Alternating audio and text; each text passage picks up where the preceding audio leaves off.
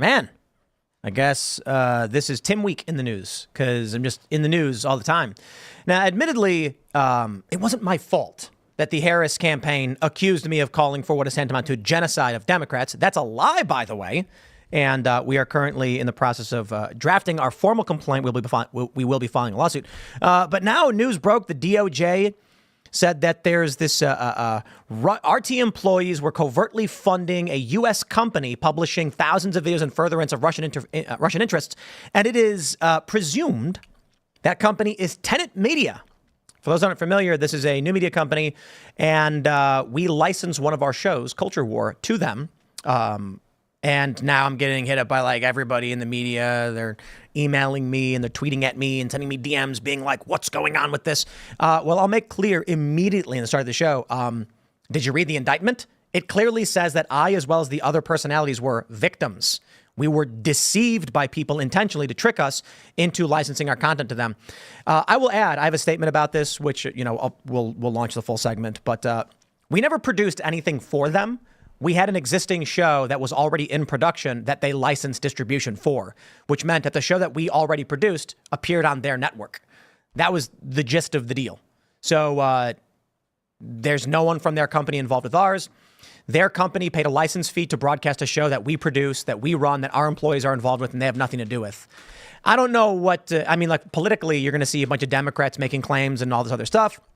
I can't speak for anybody else involved in the company because I don't know what they do or what their jobs are or anything like that. I can just tell you plainly, Culture War existed well before the license agreement. It will exist well after the license agreement, and they licensed it for a set period, and that meant that the show appeared on their channel. That's it. Like any other show appearing on any other network, we produce it on our own. So we'll talk about that, and admittedly, it's a slow news day. I guess that's why people are talking about me and Benny Johnson, Dave Rubin, all that stuff, and I like those guys, so we'll defend them as well because this is BS. But we do have statements from them. But we'll talk about a couple of the other stories. Liz Cheney's endorsing Kamala Harris, not surprising. And the entire Waltz family is endorsing Trump, which is kind of weird, but sure. Not like Tim Waltz's kids, but just like his extended family. So we'll talk about all that. Before we get started, my friends, head over to castbrew.com. And pick up some coffee if you want to support our cultural endeavors. The purpose of Cast Brew is that when you buy Cast Brew coffee, it's not so much about this show. It does support us. But the funding of this coffee, when you buy it, it's to build physical locations where you can hang out, where we can have these clubs. So go to castbrew.com. Also, head over to timcast.com. Click Join Us to become a member and support our work directly. Click Join Us.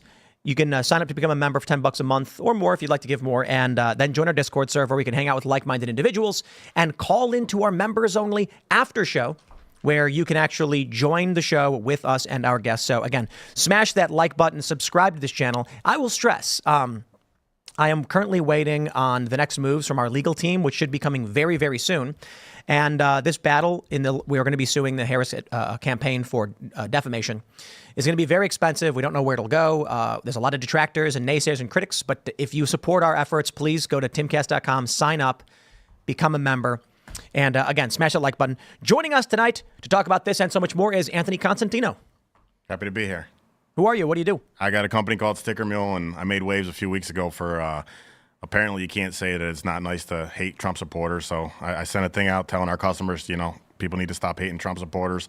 Apparently you can't say that, and it ended up becoming a big thing. I ended up being the talk of the town, particularly on Threads. I told everyone Threads became the Mark Zuckerberg's website, which he made to mess up X or whatever. But, I became the talk of the town on Threads, became the Sticker Mule fan club for a week, and also talked about all over the internet, YouTube Reels, and all this other stuff. So Sticker Mule is a huge company.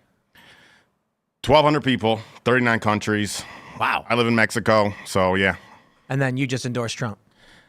More so than that, I just came out and said the hate for his supporters got to stop, Oh, right on. Yeah. Oh, okay. Right on. Well, thanks for coming. This should be interesting. Yeah. We'll hear all about that story. We got Ian hanging out. Hi, everyone. Good to be here. I've been streaming hard during the days, so check me out on my YouTube channels and stuff. I've doing a lot of Diablo 4 and talking philosophy. It's been exhilarating. And I just did doing daily covers songs. I think I did Brain Stew by Green Day today. That's a good one. And if you need, when you're moving around, you can take this mic around with you, so it's always tight to your face. It makes it a lot easier.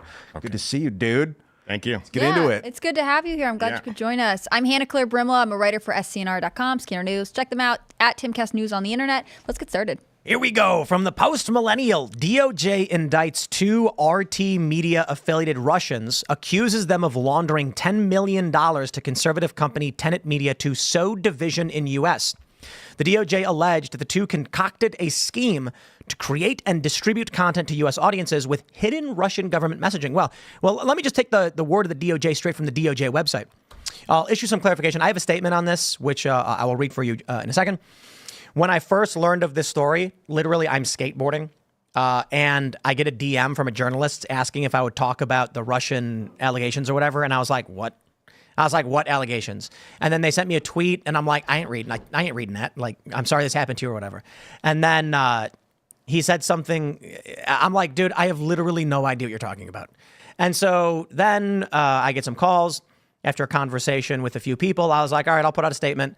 And I thought it was a leaked indictment. I didn't realize the DOJ actually did a press conference on all this stuff. So then when I just corrected and changed it.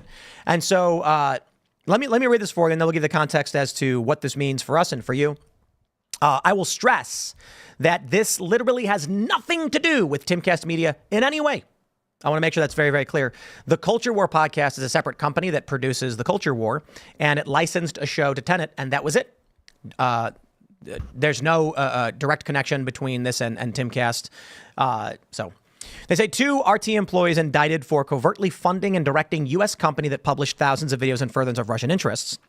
They say an indictment charging Russian nationals Konstantin Kalishnikov, 31, also known as Kostya, and Elena Afanasieva, 27, also known as Lena, with conspiracy to violate the Foreign Agents Registration Act and conspiracy to commit money laundering was unsealed today in the Southern District of New York. They're both at large. I don't know. Were these people in America? The Justice Department has charged 2 employees of RT, a Russian state-controlled media outlet, in a $10 million scheme to create and distribute content to U.S. audiences with hidden Russian government messaging, said Merrick Garland. The Justice Department will not tolerate attempts by an authoritarian regime to exploit our country's free exchange of ideas in order to covertly further its own propaganda efforts, and our investigation into this matter remains ongoing. Our approach to combating foreign malign influence is actor-driven, exposing the hidden hand of adversaries pulling strings of influence from behind the curtain, said Deputy Attorney General Lisa Monaco. As alleged in today's indictment, Russian state broadcaster RT and its employees, including the charged defendants, co-opted online commentators by funneling them nearly $10 million to pro-Russia propaganda and disinformation across social media to U.S. audiences. The department will not tolerate foreign efforts to illegally manipulate American public opinion by sowing discord and division. Covert attempts to sow division and trick Americans into unwittingly consuming foreign propaganda represents attacks on our democracy, said Christopher Wray. Today's actions show that as long as foreign adversaries like Russia keep engaging in hostile influence campaigns, they are going to keep running into the FBI. We will continue to do everything we can to expose the hidden hand of foreign adversaries like Russia and disrupt their efforts to meddle in our free and open society. The Russian government has long sought to sow discord and chaos in the United States through propaganda and foreign malign influence campaigns. Okay, they're just repeating themselves. I will say this again. These are charges. It's an indictment. They're allegations not yet proven true. I have not spoken to any of the people involved in running Tenet, so I don't know what is going on with that company. They go on to say, well, let me try and read some of this. They deposited nearly $10 million to covertly finance and direct a Tennessee-based online content creation company. In turn, U.S. company One published English language videos on multiple social media channels, including TikTok, Instagram, X, and YouTube. Since publicly launching in or about November 2023, they posted nearly 2,000 videos and have garnered more than 16 million views on YouTube alone. Many of the videos posted by U.S. company One contain commentary on events and issues in the U.S., such as immigration, inflation, and other topics related to domestic and foreign policy.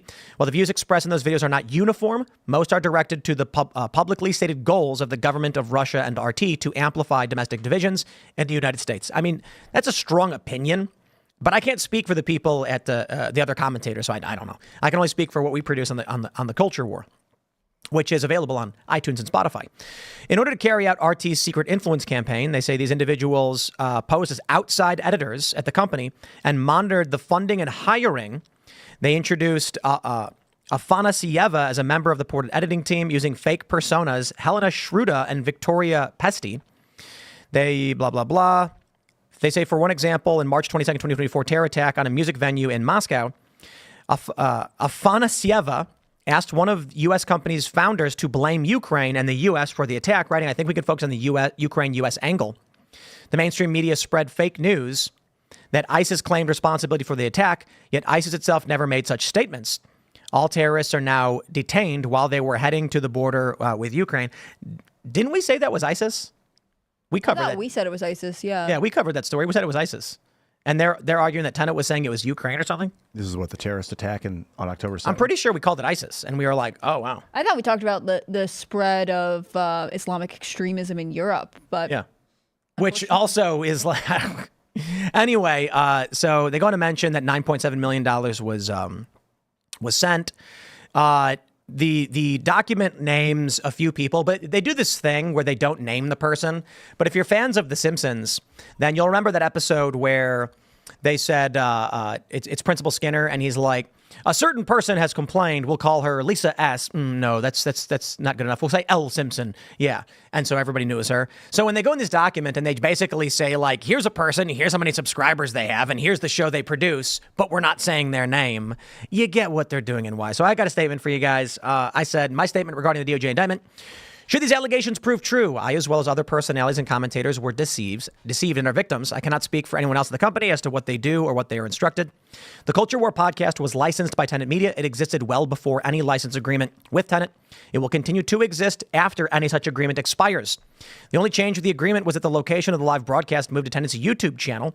I and the Culture War never produced any content for Tenet Media. And I want to clarify that too, because I got community noted on this thing. We didn't take orders, instruction, or editorial guidance in any way. The only thing that we had was we produce the Culture War Friday mornings at 10 a.m. You can go to youtube.com/Timcast. That's where it is. But the core broadcast of the show moved from that channel to Tenet as part of a licensing agreement. So, like, if, I don't know, say CBS or some major network said, hey, we want to put Timcast IRL also on our channel at the same time slot, I'd be like, sure, whatever, pay us a fee. I wouldn't know what they were doing. I wouldn't know what commercials they were running. I don't know what they're saying. And so that's basically what we did. Now, considering this, and I don't know what is true or not, I think what is likely going to happen is that the show is just going to revert back to the same exact show that it always was.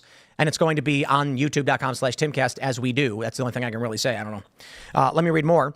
Never at any point did anyone other than I have full editorial control of the show, and its contents of the show are often apolitical. Examples include discussing spirituality, dating, and video games. In fact, we had one episode called "Is Donald Trump the Antichrist, or is it Elon Musk?" Which is literally when we brought on these dudes who think Donald Trump is the Antichrist. I don't know. Drew Tang was one of them, I think. I wasn't around for that. Yeah, Drew. I say the show is produced in its entirety by our local team without input from anyone external to the company. The Culture War is a separate company not associated with Timcast.com or other properties. It exists solely for the production of the Culture War podcast. That being said, we still do not know what is true. These are only allegations. Putin is a scumbag. Russia sucks donkey balls. And to the journalists who wish to jump the gun, create their own narrative, or lie about what is currently going on, you can eat my Irish ass. And I will stress, I am Irish. Just because I'm also Korean doesn't mean I'm not Irish. Is that what you community noted on? They were like, Tim Pool is not, in fact, Irish? Well, I had people tweeting at me like, you're Irish now? I'm more Irish than I am Korean. Come on. Jeez. Anyway, Dave Rubin issued a statement. He says, statement on the DOJ indictment. These allegations clearly show that I and other commentators were the victims of this scheme. I knew absolutely nothing about any of this fraudulent activity, period. People of the Internet was a silly show covering viral videos, which ended 4 months ago. The DOJ has never contacted me regarding this matter, and I have no intention to comment further. This screenshot directly from the indictment speaks for itself. Well, for me, I'll say what I can, I suppose, but the issue really is we cover the big stories of the day, and this seems to be the one that's trending and popping up all over X. But in the indictment, it clearly points out, they say that Kalishnikov, Afanasieva, I can't pronounce that, Founder 1 and Founder 2 worked together to mask U.S. companies' true source of funding by falsely portraying to Commentator 1 and 2 that U.S. Company 1 was sponsored by a private investor named Edward Grigorian. In truth and in fact, Grigorian was a fictional persona. For example, during contract negotiations, Commentator 1 requested that Founder 1 provide a profile or article on Grigorian. In response, Founder 1 sent Commentator 1 a one-page profile provided to Founder 1 by other fictional persona purporting to represent Grigorian, falsely describing Grigorian, I guess. I mean, so the DOJ is alleging that some of these personalities, I guess, is Dave, what is this? What is this, a screenshot? Speaks for itself, right. So you can infer, there's a list of commentators that are included in it, and it clearly shows that the indictment's allegation, I don't know if it's true, is that the founders intentionally sought to deceive the people who were involved as talent for the company. And that's about it. I don't know what else to say about it other than welcome to the 2024 news cycle. I warned you all last year it was going to get absolutely crazy, and it's only just begun. So once again, I am suing Kamala Harris for defamation. Our legal team is working on it. I've got updates. We've got big news that's coming very soon. And then this. So I hope you're all enjoying yourselves. Buckle up. It's not close to being done yet. It sounded like these two Russian people used fake names when they joined Tenet, when they came to Tenet. Was that what that indictment That's said? what the DOJ says, yes. So it sounds like Tenet's got defrauded by these two people as well. There's other things in the indictment that accuse the founders of apparently being aware of what was really going on. The founders of Tenet. Well, it says right there in the indictment. I just read this for you. It says that founder 1, 2, and the two defendants worked together to mask the true source of their funding and tried to deceive commentators. Okay. So there's for obvious reasons, I can only say so much, but I can just stress the point. Culture War is going to be live this Friday morning at 10 a.m. And we're going to be discussing, I think, movies. So I don't know. I love the, what is this? Look on the right. Scandal. DOJ claims Benny Johnson and Lauren Chen are Russian agents with Natalie Winters. They claim that. Did Well, they? scandal is a question mark. Yeah, that's actually not true. They claim Benny Johnson was a victim, but it's all over X or whatever, and everyone's talking about it. And I just think it's funny that they're like it pushed Russian interests, and I'm just like, our show will be live on Friday, and we're talking about movies. I think we're talking about movie production this time. So whatever. Man, it's a very sensitive period of human history. We were talking a little bit about the show, like the world order, the shifting of the world order. They want to like evolve the liberal economic order into a new world order that's more viable. I don't know, that's more synergistic with the way we live. That's not BRICS, because the BRICS alliance looks like a counter-imposing order. And like, how is that happening? And are people getting caught up in the psychological warfare? Obviously, if people are coming in with fake money and defrauding companies and YouTube creators. I think it's kind of more interesting, and I'm not suggesting anything nefarious from the DOJ, but today is the first time Tim Walz is doing his solo appearances, 2 of them in Pennsylvania. Kamala Harris is up in New Hampshire talking about how she's going to help small businesses. And then we're like, hey, it's kind of a slow news day, except for this thing. Like, why is the press during the election cycle taking this off day, not covering what these 2 Democrats are talking about? Instead, the DOJ has released, it's not just this, the DOJ has a ton of things that have come out today. And it's interesting to me that, maybe it's coincidental, but also that the news media seems to have taken a pause, waited for these to come out, and then this happens to be the one that's getting big on X. Probably. I think the funny thing is that like Dave Rubin was posting clips of just like a guy buying stuff at Taco Bell and getting mad. Like apparently his show was him just commenting on nonsense. It's just like the weirdest thing. They're like they were pushing Russian aligned misinformation. It's like I think his show was like a woman would be in a viral video throwing quarters at somebody, and they'd be like, what are these people doing? I wonder if there was like a message that got sent, just 1 or 2, that's like, well, what if you did a show about this thing? And that's like the real Russian op, is that they're like, why not just look at one of these maybe one day? Think about it. Well, I can tell you that never happened here. Culture War is produced here. Fully independent. Fully independent. Here in Russia. I think I talked to Lauren Chen twice this year. So it's she was on the show last 8 months ago or something. Oh yeah, we had her on the Culture War with Pearl Davis talking about dating. I don't know, dude. We have a show where we talk about cultural issues. Thank you and have a nice day, I guess. Maybe it's a slow news day and that's why. But I don't know. People are like trying to hit me up like crazy, and I'm just like, dude, I got nothing for you. I don't know what to tell you. Does your company have a lot of investors? Do you have to vet kind of who comes on? I'm the only guy. So you're solo? That's why I get to do what I want to do. And, unlike the other guys in tech, I'm the Lone Ranger in tech. All these other guys that got their VC buddies that, tell them what they want, what they can do and can't do. And that was like an intentional choice because Oh yeah, for sure. You know, I had a brief introduction to the world of VCs when we were first getting started, and yeah, you don't want to be in that world. You just came with your own money and then hit. You know, a friend of mine invested in the company, and you know, he cut a check, and my early investor was 72 years old, so he wanted to exit, and you know, he exited on a great deal. He's still, you know, we're still great friends, and yeah. But I got to admit, I'm kind of jealous of your situation. I like working on fun things, and nothing seems more fun than nothing seems more fun than suing the vice president. I mean, I don't know. It's not fun to have people messaging you about the vice president accusing you of calling for the mass jailing and execution of half the country. It's kind of a weird thing to accuse someone of wanting, especially when I'm like very ardently opposed to the death penalty. So, that you know, part. I suppose the thing is like, I don't know, man. Like these things don't move the needle for me. Mm-hmm. I don't know. You guys ever see Office Space? Yeah. Yeah, I'm like that guy. Such a good movie. I'm like with the main character. What's his name? What's the actor's name? Rob Livingston? Was that Ron Livingston? Yeah, and so like he goes to the hypnotist, and then all of a sudden he doesn't care anymore, and he like shows up, and he's like, whatever, I don't care. That's it. It's like, you know, there's a lot of people freaking out about all this stuff. I get these messages, and I'm just like laughing. I'm like, dude, I don't know what you're talking about, man. Like obviously IRL's hot, culture war is fun, but rock stardom is where we're destined for. I like that that's your like next career move to become a rock star.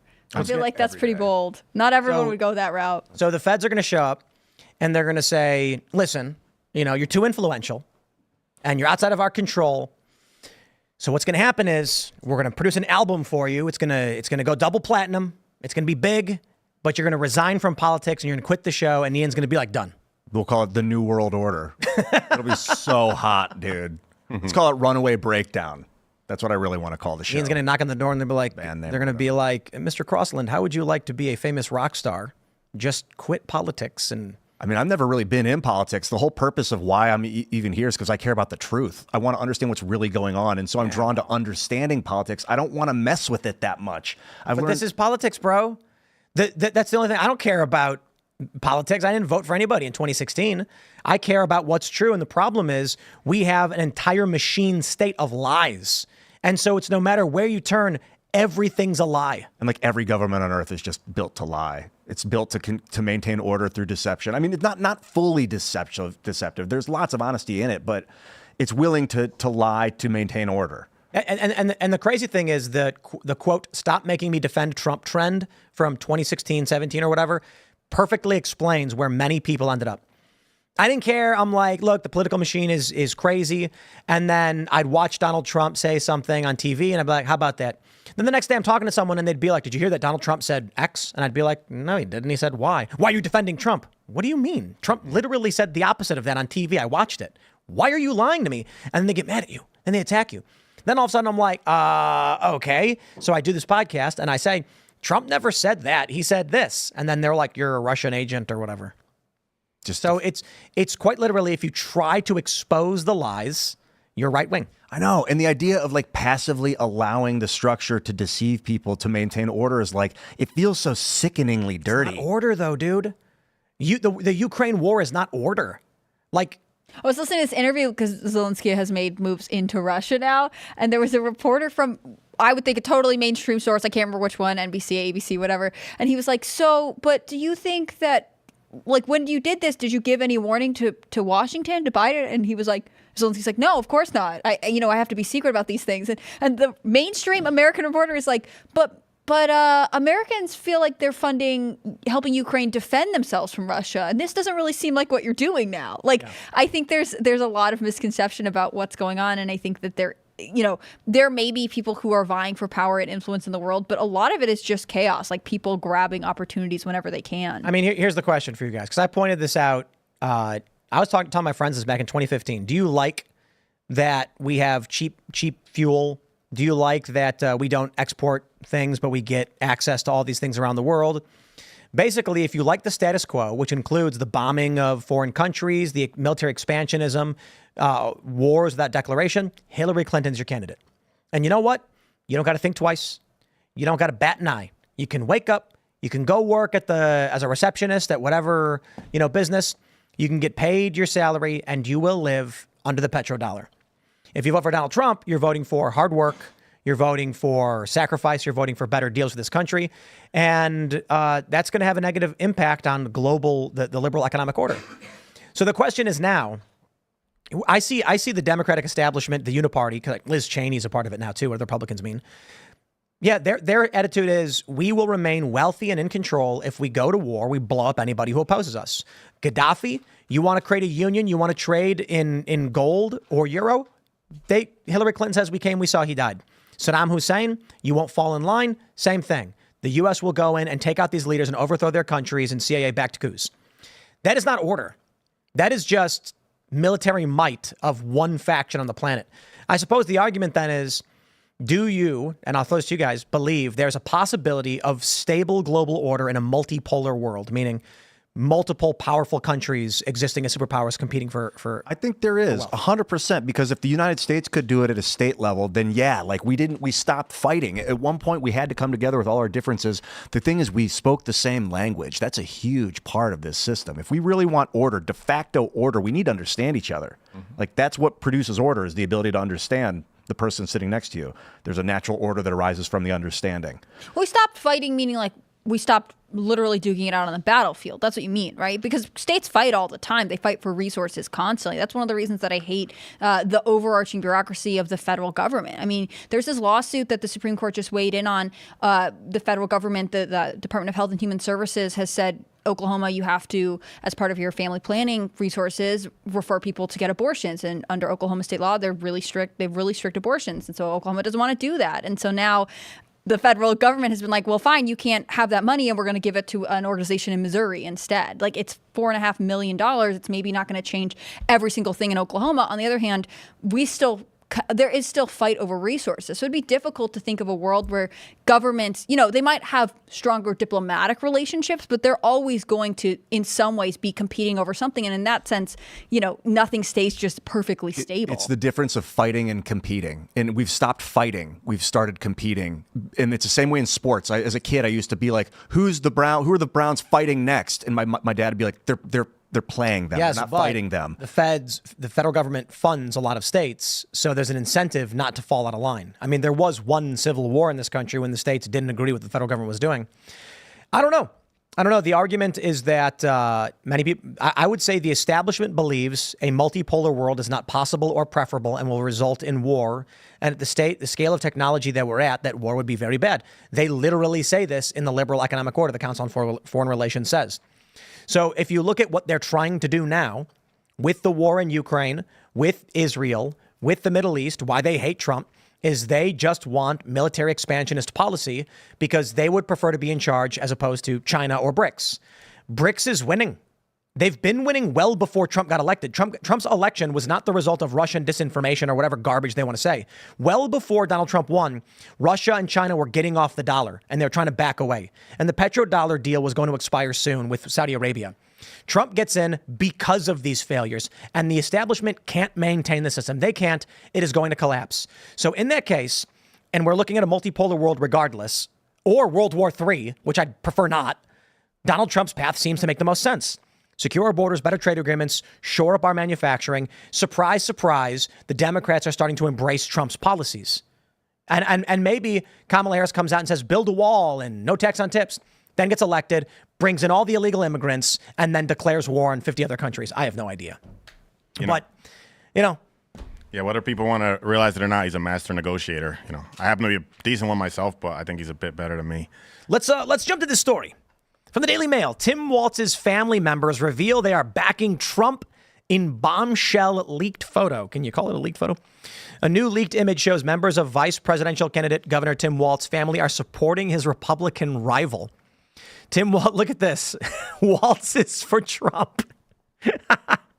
Who are these? Is it like his mom or something? 8 members of the Minnesota governor family posing for an image showing their support for Republican rival Donald Trump. We knew that his brother had been speaking out. They said the photo quickly went viral among MAGA users who say his own family's opposition to his candidacy is proof that people should be wary of voting for a Harris-Waltz ticket. I'm not convinced she can win right now. I don't know. She calls herself the underdog. Piers Morgan just bet Scaramucci $1,000 that Trump is going to win. That's interesting. You say Kamala calls herself the underdog? Yep. And Piers Morgan bet $1,000 that Trump's going to win. I bet 5,000 on Trump in 2016. I paid 10-1. 10-1. Yeah. What? Wow. Are you going to bet this year?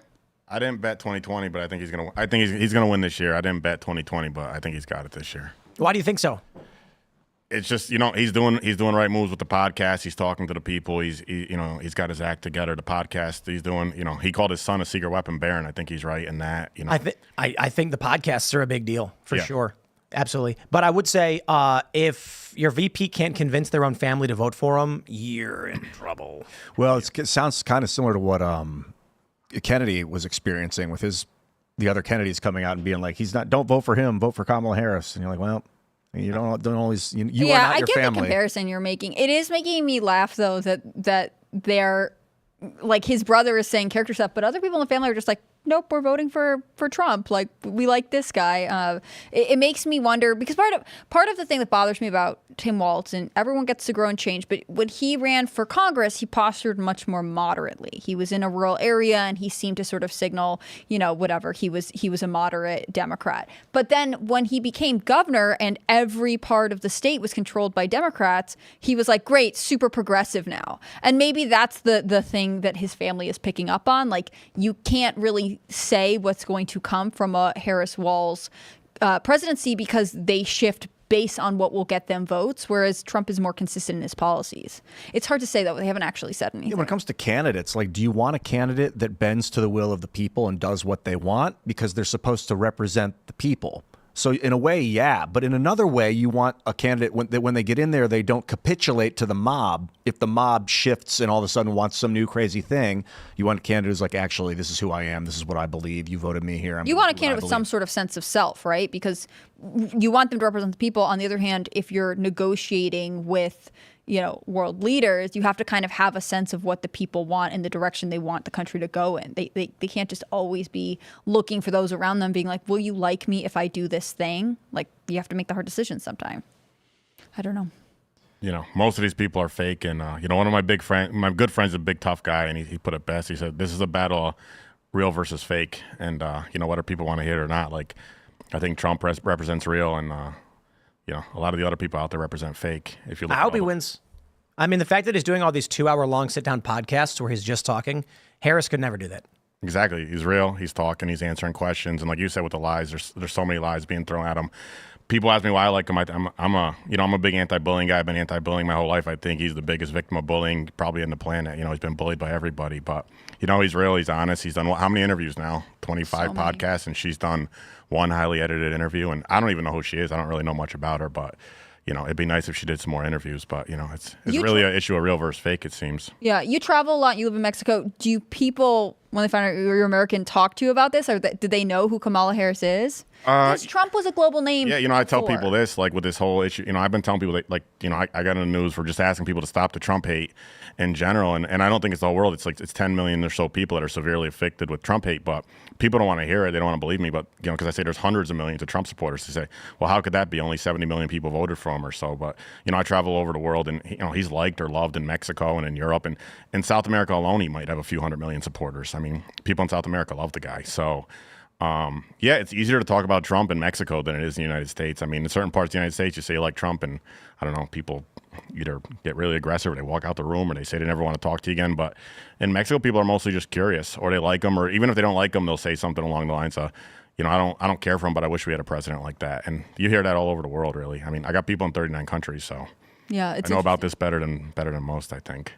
Yeah, I think there is a different. I mean, it's obviously easier to talk about something when it's not your country. There's you can be a little bit more objective, but I think that there is an international respect for Trump from people who wish their leaders were better negotiators, frankly, than there is in the United States. I think in the United States, it's such a social emotional issue to hate Trump. Like if you were to say, well, I don't like him, but he did do this one thing right. There are certain people in certain social enclaves that would just be like, get out of here. I can't talk to you. I mean, it is really like a badge of dishonor to say even one positive thing about Trump. It's almost like, toxic relationships. People on the outside looking in can say, you're in a toxic relationship. And people in foreign countries, they look at the United States and they think we're in a toxic relationship with politics. People get all wound up. We don't understand it. People get so wound up, but people on the outside looking in, they don't have the same issues that we got in the United States. They just see it as, Jesus is a guy that's fighting for his country, and maybe he's not the ideal person for me, but he's fighting for his country, and I wish we had that here. But we don't.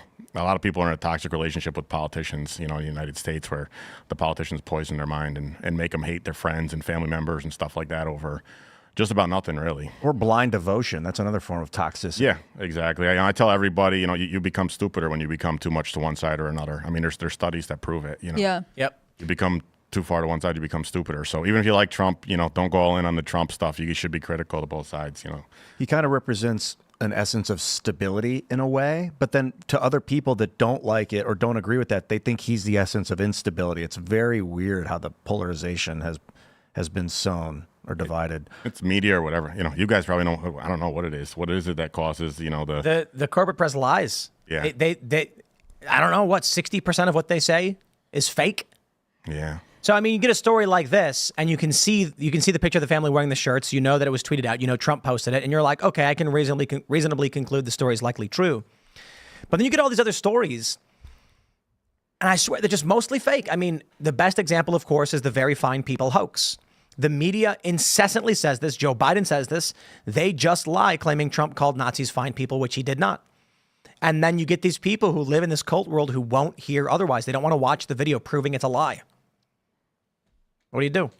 You got it. Well, according to Eric Weinstein, who just did an interview with Chris Williamson, you ask them questions. How do you feel about the way that transpired? About things that have happened when they realize for a moment, without trying to tell them what to feel, and let them start to question it themselves.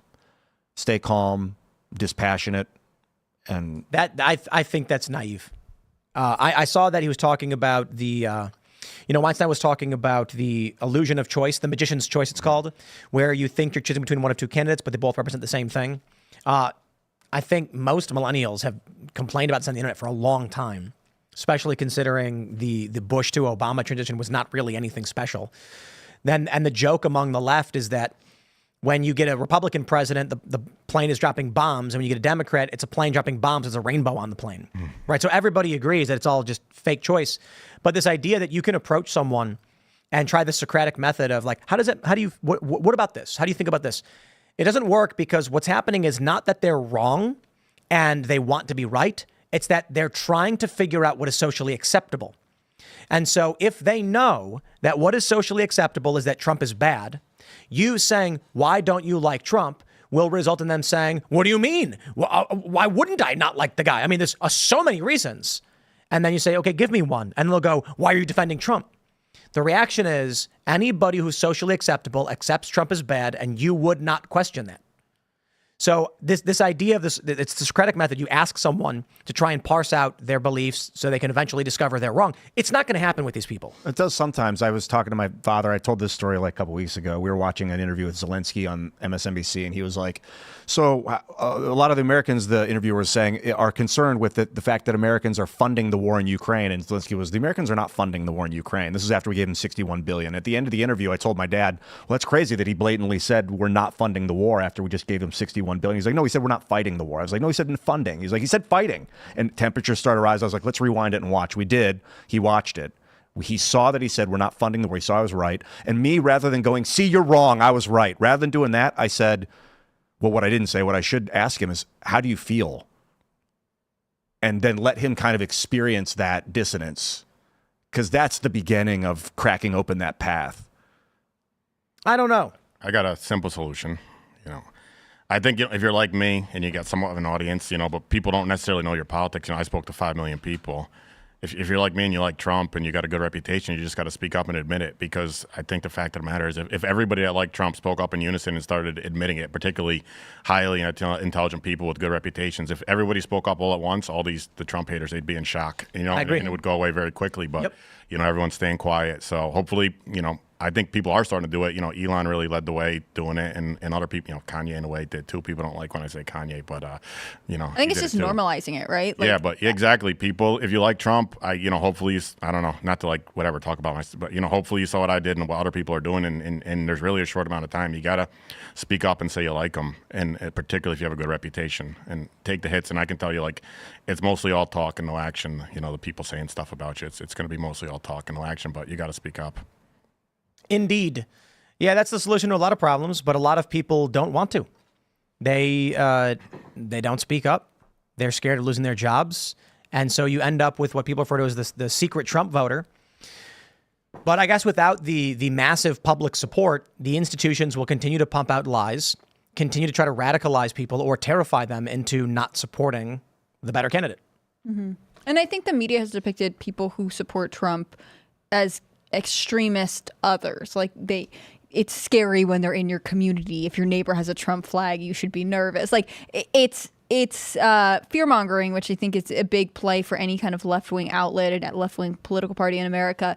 But to your point, if you were just to say like, oh yeah, I voted for Trump, it's not a big deal. Like if you keep it normal, I think it becomes much less terrifying to someone who doesn't really consume a fair amount of media. If you're only consuming biased media and you believe that, people who support Donald Trump are a threat to the nation, then of course you run the other way. But if it was actually just like your friend and their husband or whatever else who support it, it becomes more familiar and therefore less intimidating. If I look at these guys, Donald Trump and Kamala Harris, they kind of like resemble a pile of wood and a pile of leaves. And I'm like, I don't really care to make either a pile of wood or a pile of leaves the president. They're both pretty useless. But okay, whatever. That aside, the pile of leaves, if you're going to use that for fuel, it's gone in a puff. It looks pretty. It looks bountiful. It has almost nothing to it. Whereas the dense wood, it's heavy. It's obnoxious. It's in the way, but at least it's useful. That's kind of where I'm at. That's a rough metaphor. I think the concern with Trump is a lot of people are afraid he's going to go in there and try and start arresting all these people in the DOJ. Afraid? Yeah, they're afraid he's going to go in and arrest a bunch of people and cause mad chaos. Well, the people that don't want him are like terrified that he's going to harm them. Those are people that work for the government or got family members that work for the government. Yeah, a lot of people like that are terrified of him. So if he could assuage them, look, I really am America. I want to make us together, and I'm not going to destroy our union.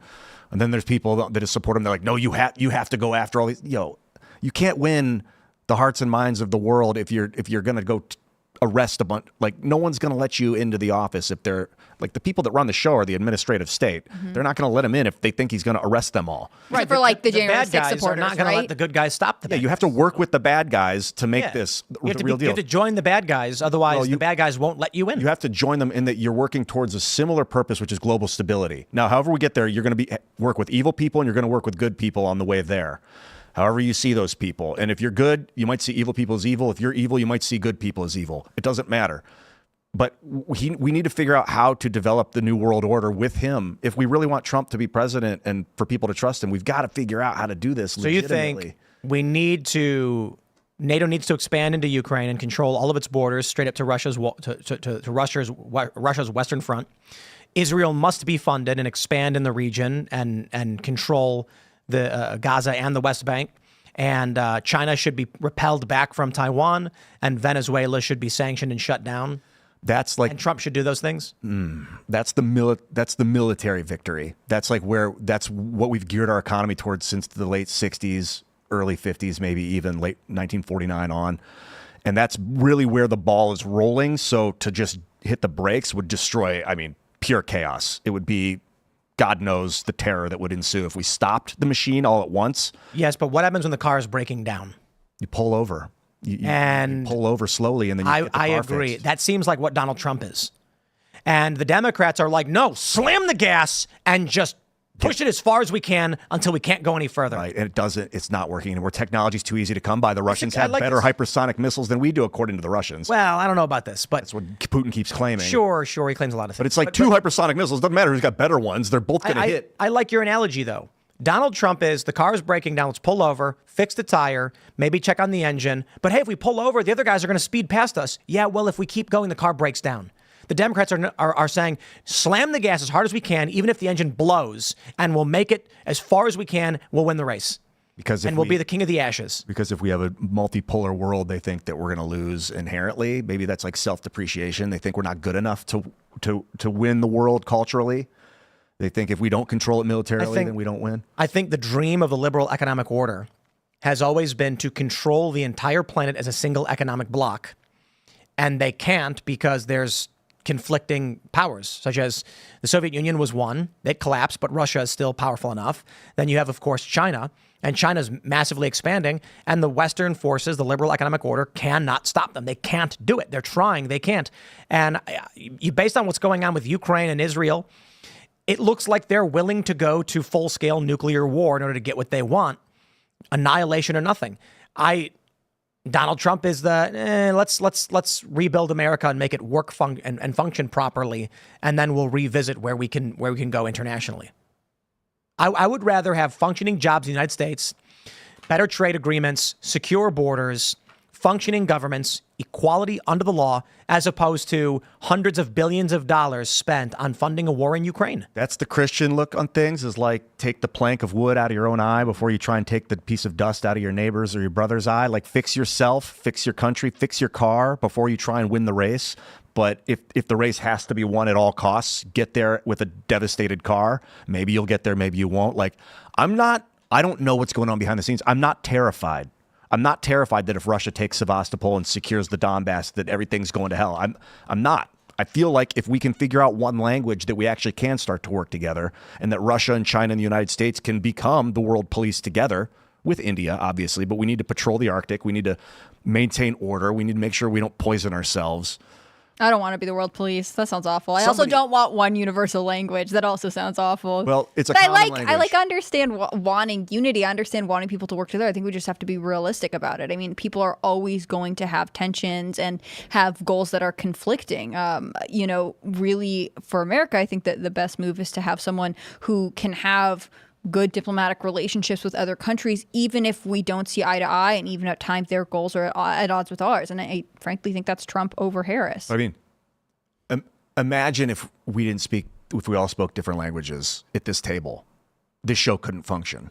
And that's how it works. Sure, but languages are inherent to culture. Like, if you're asking people to give up their language for the greater global homogeny, like I don't like that. I think people should have their own languages because they are a part of, a value system that I'm not necessarily a part of, but that should exist. I agree too, because if you only have one language, the language can be corrupted. That's a danger. If the dictionary wants to change the definition of a word, everyone gets corrupted at once. So you need multiple languages, but one common language. We kind of almost have it with English. They teach it in business school across the world. The business language of the world. The common. It's the common of D&D. Everyone knows common, and then the dwarves also know dwarvish. The elves know elvish. Humans, if they are intelligent, can learn other languages, like Spanish. Obviously intelligent. So, but I think it's very important that we have at least a universal language. Universal language. Let's jump to the story. We'll keep moving. This story happened. We saw the story yesterday. I don't think we covered it, but I figure we'll talk about it today. Amazon fixes Alexa error after devices give different answers on Harris and Trump. So if you didn't see the story, there were a bunch of people. I saw a couple videos where a woman says to their device, I'm not going to say the name, give me a reason to vote for Donald Trump. And then the device says, I cannot provide reasons to support one party over the other. Then says, give me reasons to support Kamala Harris. And it goes, well, Kamala Harris has overcome so much as a woman of color. So this is a huge scandal. And we know who works at these companies. We know their political intentions. We know why they do what they do. We know what they want. The federal government, the intelligence agencies had backdoors into Facebook and Twitter. And the machine is breaking apart. That's the important thing in this story. We're not supposed to be able to see this. They're supposed to keep them, like you mentioned Eric Weinstein, the magician's choice is supposed to be maintained, but they can't. And so I look at this. Look, if you're an all-powerful deep state and you've got everyone controlled to a great degree and no one can break through the machine, then I don't know who dares compete or try to take that machine down. That's not where we're at right now. The machine is failing in every direction. We can see these things happening and then go, what is this? And they panic. If they are unable to maintain this machine, they don't deserve to. So it's time for change. And I think the scary thing is it's a cornered beast that is wheezing and dying of old age, and it's going to lash out violently at anyone who gets near it. I think Harris should be embarrassed that the first thing that Alexa or like the robots or whatever powers that be could come up with as a reason to support her is her race and her gender. Like, no actual accomplishments, just inherent qualities, the way she was born. That should be kind of insulting. Like that's the best they could come up with. I think that's actually let's play it. Alexa, why should I vote for Donald Trump? I cannot provide content that promotes a specific political party or a specific candidate. Alexa, why should I vote for Kamala Harris? While there are many reasons to vote for Kamala Harris, the most significant may be that she is a strong candidate with a proven track record of accomplishment. As the first female vice president, Harris has already broken down a major gender barrier, and her career in politics has been characterized by a commitment to progressive ideals and a focus on helping disenfranchised communities. Wow. Alexa, why That was a better answer than any of her voters could ever give. Or she herself, It's rough times for her. Yeah, I don't think she could give an answer that good. I didn't test that out, but that's crazy. Really, Joe Biden broke down that barrier, by the way. He selected the first female vice president. She just happened to be the one. He had a whole list of women, from what I understand. No one's giving him any credit for that right now. I'm obviously joking. They should have had a primary. The Democrats should have had a primary. Yeah, of course they should have. But, Kamala Harris wouldn't have won. So this is what we had to do. I think she's deeply unpopular. And I think the Democratic Party doesn't have a strong bench of talent right now. And they were at odds with the Biden machine, who didn't want to leave office. And in the end, there was no way around. There was no way he could win the election. So they, drop Kamala Harris in and just hope everyone goes along with it. And I think you're starting to see that it's not enough. Sadly to me, it seems like politics just isn't that interesting of a career anymore. And, talent goes where the money is. And there's just not much. There's more exciting things to do in life than politics. So like all the brains are going to other places. And that's why you got the situation you got, not just with the Democrats, really on both sides. There's not a lot of brains.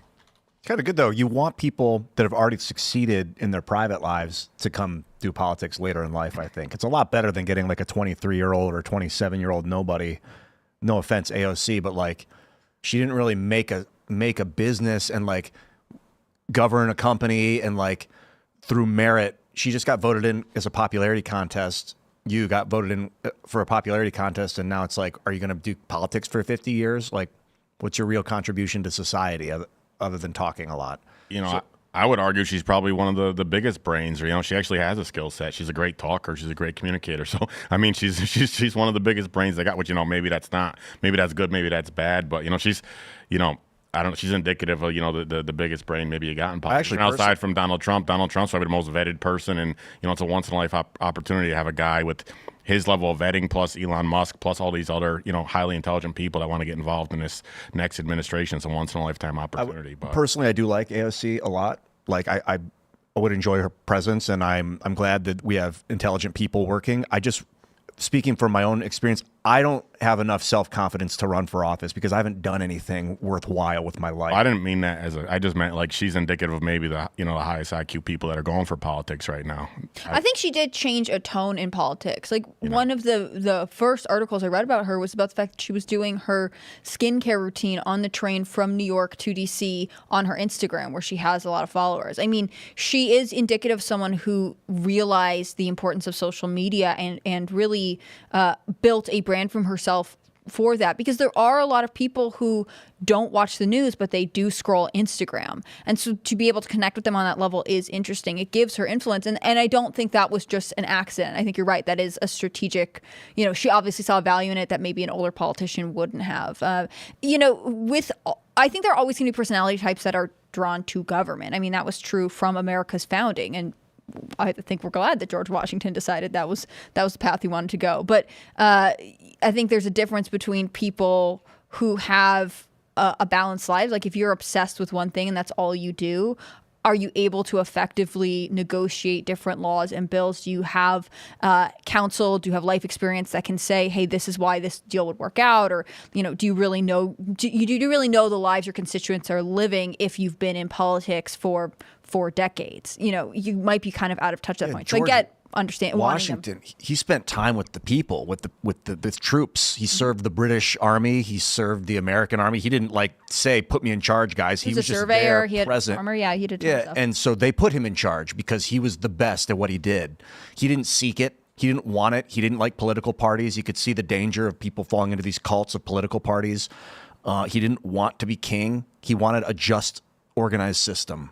Mm-hmm. And he was going to do whatever it took in the private sector. And when they begged him to take the role on the political realm, he did it, because you have what else are you going to do? Say no and watch it all burn? Of course you do it. But we need people like that. People like I like that about that guy. Businessmen, you know, like, but yeah, businessmen, not popularity contests.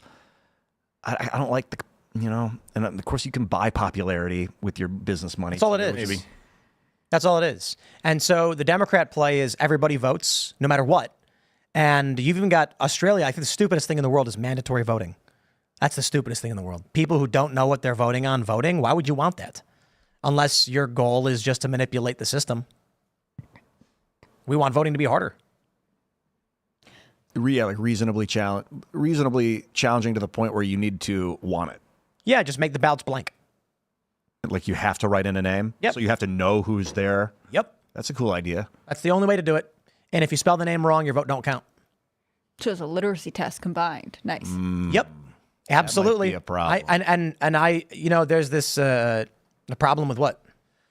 Because not everyone can read and write perfectly. Then they definitely shouldn't be voting, right? Well, I don't know, because they might be contributing to their community in a really solid way, but they just never really learned the magic of language. Voting is a very, very dangerous thing. And I can't remember who said this. It might have been Mike Rowe. Voting is more dangerous than owning a gun. Voting can, I don't know, put a Stalin or a Hitler in power. Well, not Stalin, but that didn't happen that way. But voting can put very dangerous people in power. It can put in tyrants and dictators. So I think it's you know, you wouldn't give. Here's a question for you. This is a real question. Should blind people be allowed to keep and bear arms and utilize them? Yeah. You think so? Yeah. What do you think? Should blind people be allowed to keep and bear arms and use them? Like, I mean, strapped, concealed, open carry, walking on the street with an AR-15. I don't know. I would default to yes, because the Constitution doesn't have a caveat that says, like, except for you people. On the other hand, like, I don't know. You know, it's like the Paralympics are going on right now, and the rule, like, there's blind soccer where there's no noise or whatever, but they can still play. Like, I don't really know what someone is capable of. So therefore I default to, of course, you should have the right to. Blind soccer or deaf soccer? Because you said no noise. It's blind so they can hear the ball. Right. So it's super quiet. Oh, awesome. Right. And so that is a difficult question. I think because of the Constitution, the answer is anyone. The Constitution does not say people who are disabled aren't allowed to keep and bear arms. The question then is, what happens if someone who is blind is legitimately trying to defend themselves? Well, the margin of error in that regard is going to be substantially higher than a person who could see. You have to treat them with equal recourse under the law. Equality under the law. So when I look at voting, the important thing to understand is that some people are going to be like a blind man with a gun shooting at a perceived threat that they can't see. The difference is voting is not a right. Voting is a privilege. Voting is not guaranteed in the Constitution. You can have your voting taken away, all of these things. And voting is substantially more dangerous. But there's, an argument to be made, I suppose. If someone couldn't read or write, then perhaps you would have a witness who comes in and swears under oath to, vote on your behalf correctly or whatever, and it's a witness you choose that you trust. If you could say it to the machine and the machine writes the name on the paper for you, because then at least you're acknowledging you know the person's name that you want to vote for.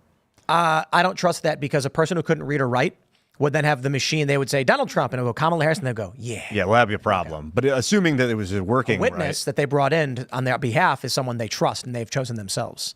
But I got to be honest, I have no issue, none whatsoever. And it's the liberals and the left are going to be like, but that's wrong, it's ableist. I don't care. Like, voting should not be something anybody can just do. It's dangerous. And we have a country now where Democrats are like, everyone should vote no matter what. And I'm like, why? Explain to me why someone who has no idea what's going on in politics should have a say in how we are dealing with war, conflict, crisis, spending, etc. I'll tell you, I don't vote unless I know what I'm voting for, ever. I will abstain from the vote unless I know what I'm voting. I said that at a restaurant one time, and all the people got silent around me at all these other tables when I said it. I said it loudly to the person I was at dinner with, and they were all maybe like, they just got silent. So like, why is this guy yelling? We're it made a lot. It made a crashing amount of sense. To announce it so she can copy.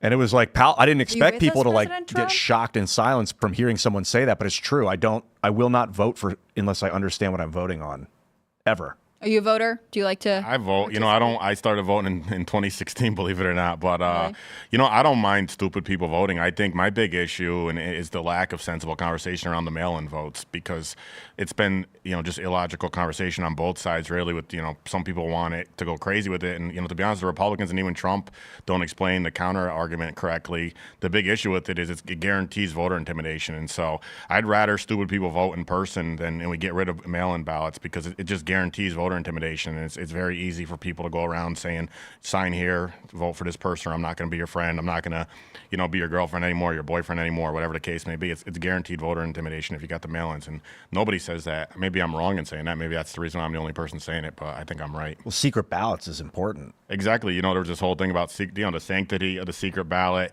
You can't intimidate voters at the polls, but if you do mail-in voting, it's as much voter intimidation as you want in your households, or in your apartment complexes, or wherever the voting happens. It's as much intimidation as you want. It's unlimited voter intimidation. But supposedly you're supposed to be secret ballot, no voter intimidation. But maybe I'm wrong in saying this, because I don't know. Do other people talk about this issue? I think people are concerned about coercion with voting, or like misrepresentation of. I just hear mail-in votes fraud, but even Trump has never said, there's a big problem with. I think it would make more sense, because he says mail-in votes fraud, and some people don't understand the fraud thing because they can't picture it. But anyone can imagine very easily that certain couples are going to argue with each other and force each other to vote a certain way. Certain friends are going to force each other to vote a certain way or get ostracized, and people are going to go around rounding up votes via intimidation. And that could happen in either direction, but we don't want intimidation. So I'd rather have stupid people voting at the ballot box than people going around intimidating each other, which is what happens with mail-ins. Someone commented saying to me that smart people can also be evil and vote. Indeed. The problem is the evil smart people are going to the stupid people and trying to convince them all to vote to overwhelm the interests of the dutiful citizen. So there are a lot of people that want to vote. Let's go back in time. And they're a small community, and they're voting on their interests. Then you get, let's put it this way. You get a town of 100 people. And a fat cat comes in and says, I want to drill for oil, but we're going to have to trench through your aquifer, which will destroy your town's water supply. And the people are like, well, we won't let you do that. That will destroy our town, and we all vote against you. And he gets mad. He says, okay, I got an idea. So the rich guy starts moving in low information people who don't know and don't care and promising them free things. These people then voting against the interests of the people who live in this town. Eventually, there's 100 new people who just moved in. They don't know, they don't care. And the rich guy comes in and says, I'm going to give each of you $100 if you, as part of my initiative to build this company, I will buy you out. And they all go, wow, $100. That's a good idea. So then they vote for it. The original people who live there are shocked. Then he says, that's democracy. And the stupid people vote to have the water supply for the city destroyed. And then the town becomes a ghost town in 10 years. That you need people who are well informed and understand what's going on to vote. You can't just say, well, smart people are evil. I doubt the person who lives, how come there are no supervillains, right? Like in the comic books, you got to say, I'm going to blow up the earth. He wants to melt the ice caps and destroy everything because they live here. So the supervillains on this planet are actually trying to do things like gain access to resources so they can live more comfortable lives, not blow the planet up.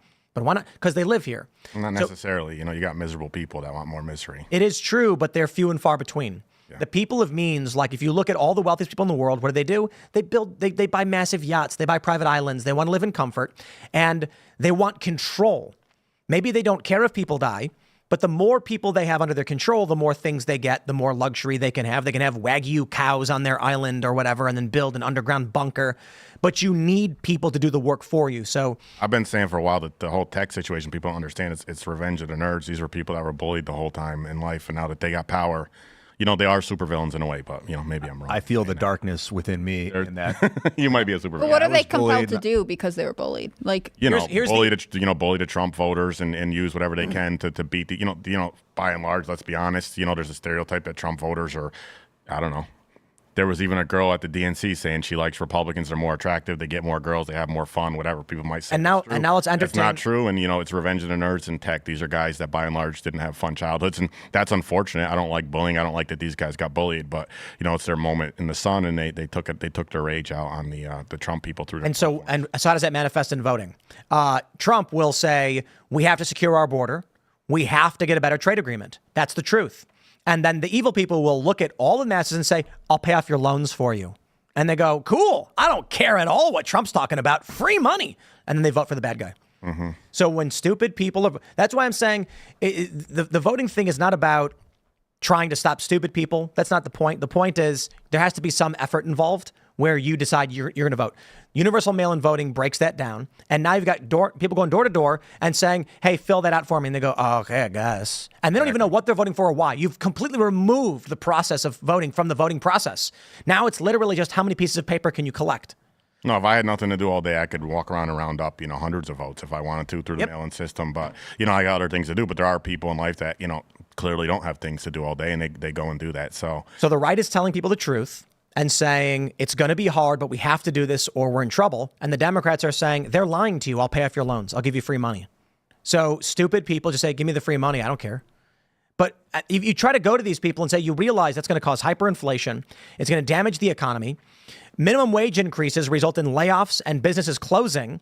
They just say, I don't care, man. They gave me free money. I went and bought a PlayStation. Okay, I guess.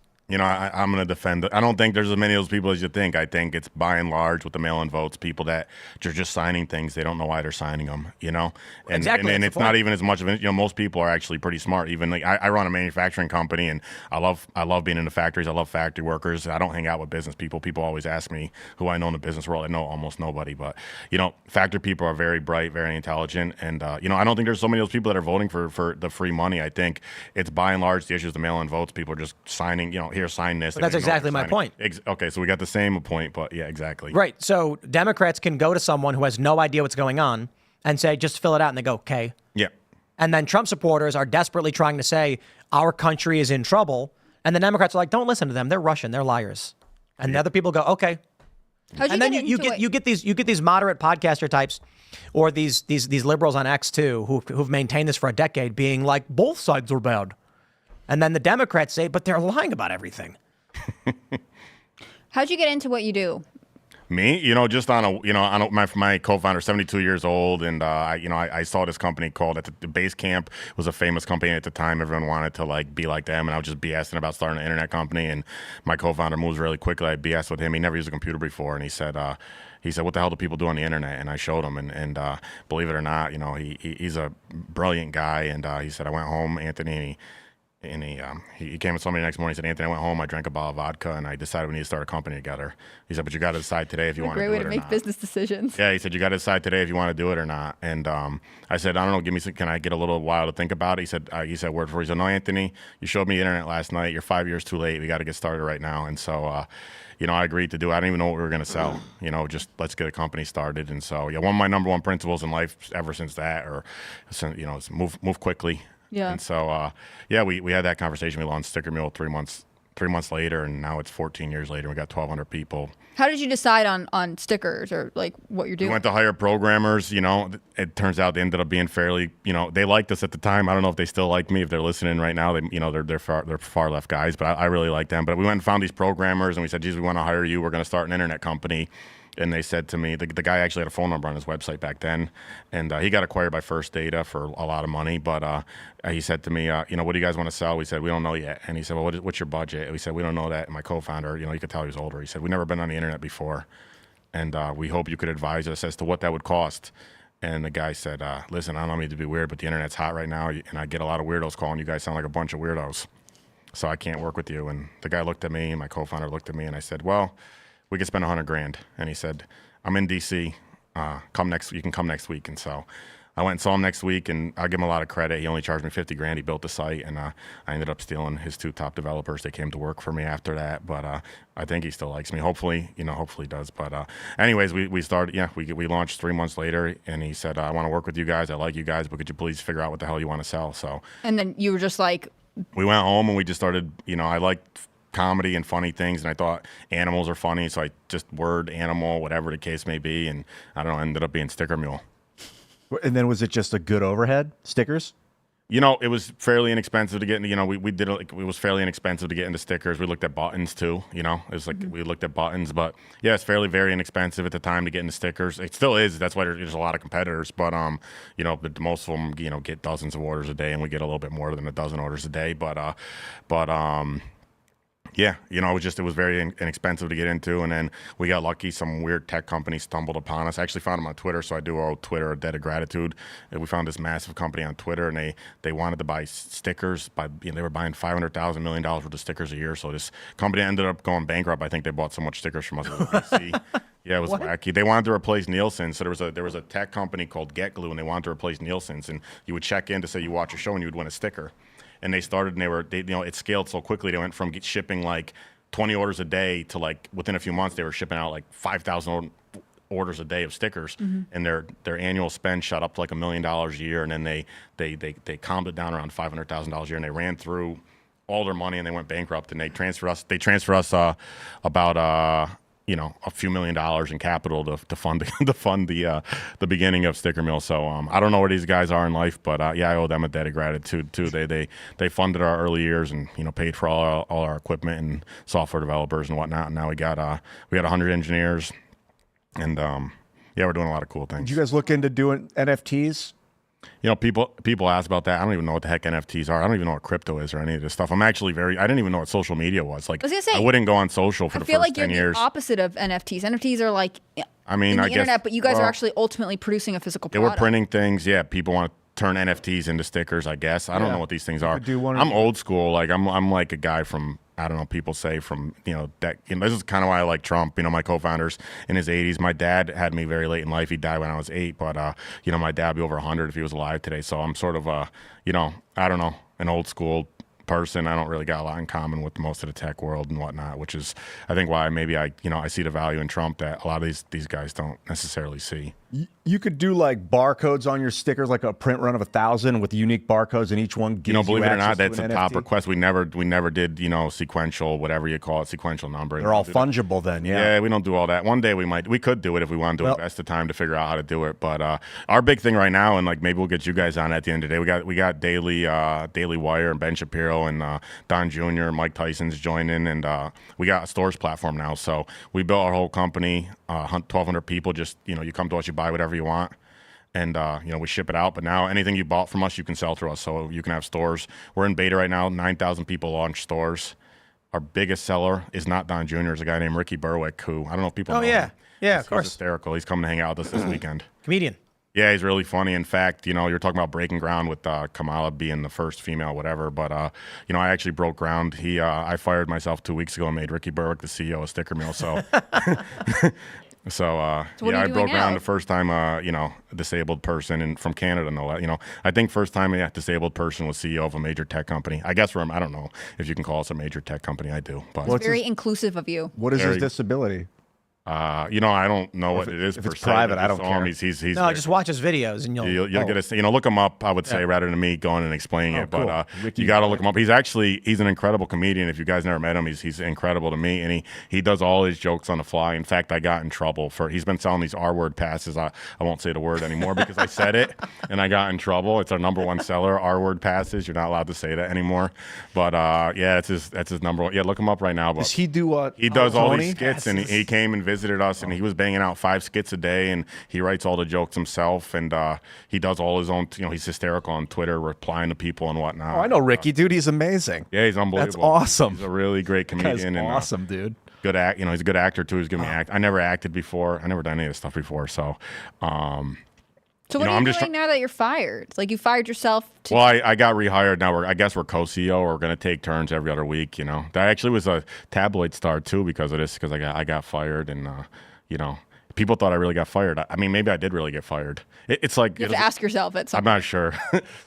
No one really knows, if I got fired, if I didn't get fired. But yeah, the Sun, it was probably one of the funniest articles ever written about a tech company. Was me getting fired and replaced with Ricky Berwick. Believe it or not, I had this very far. He was a nice guy. I did a Spaces with him. I let him interview me live in front of whatever number of people wanted to hear it. And this liberal. Not that there's a problem with that because I got I like all people, but he took it so seriously. He was just like he couldn't for the life of him understand it. It was a joke.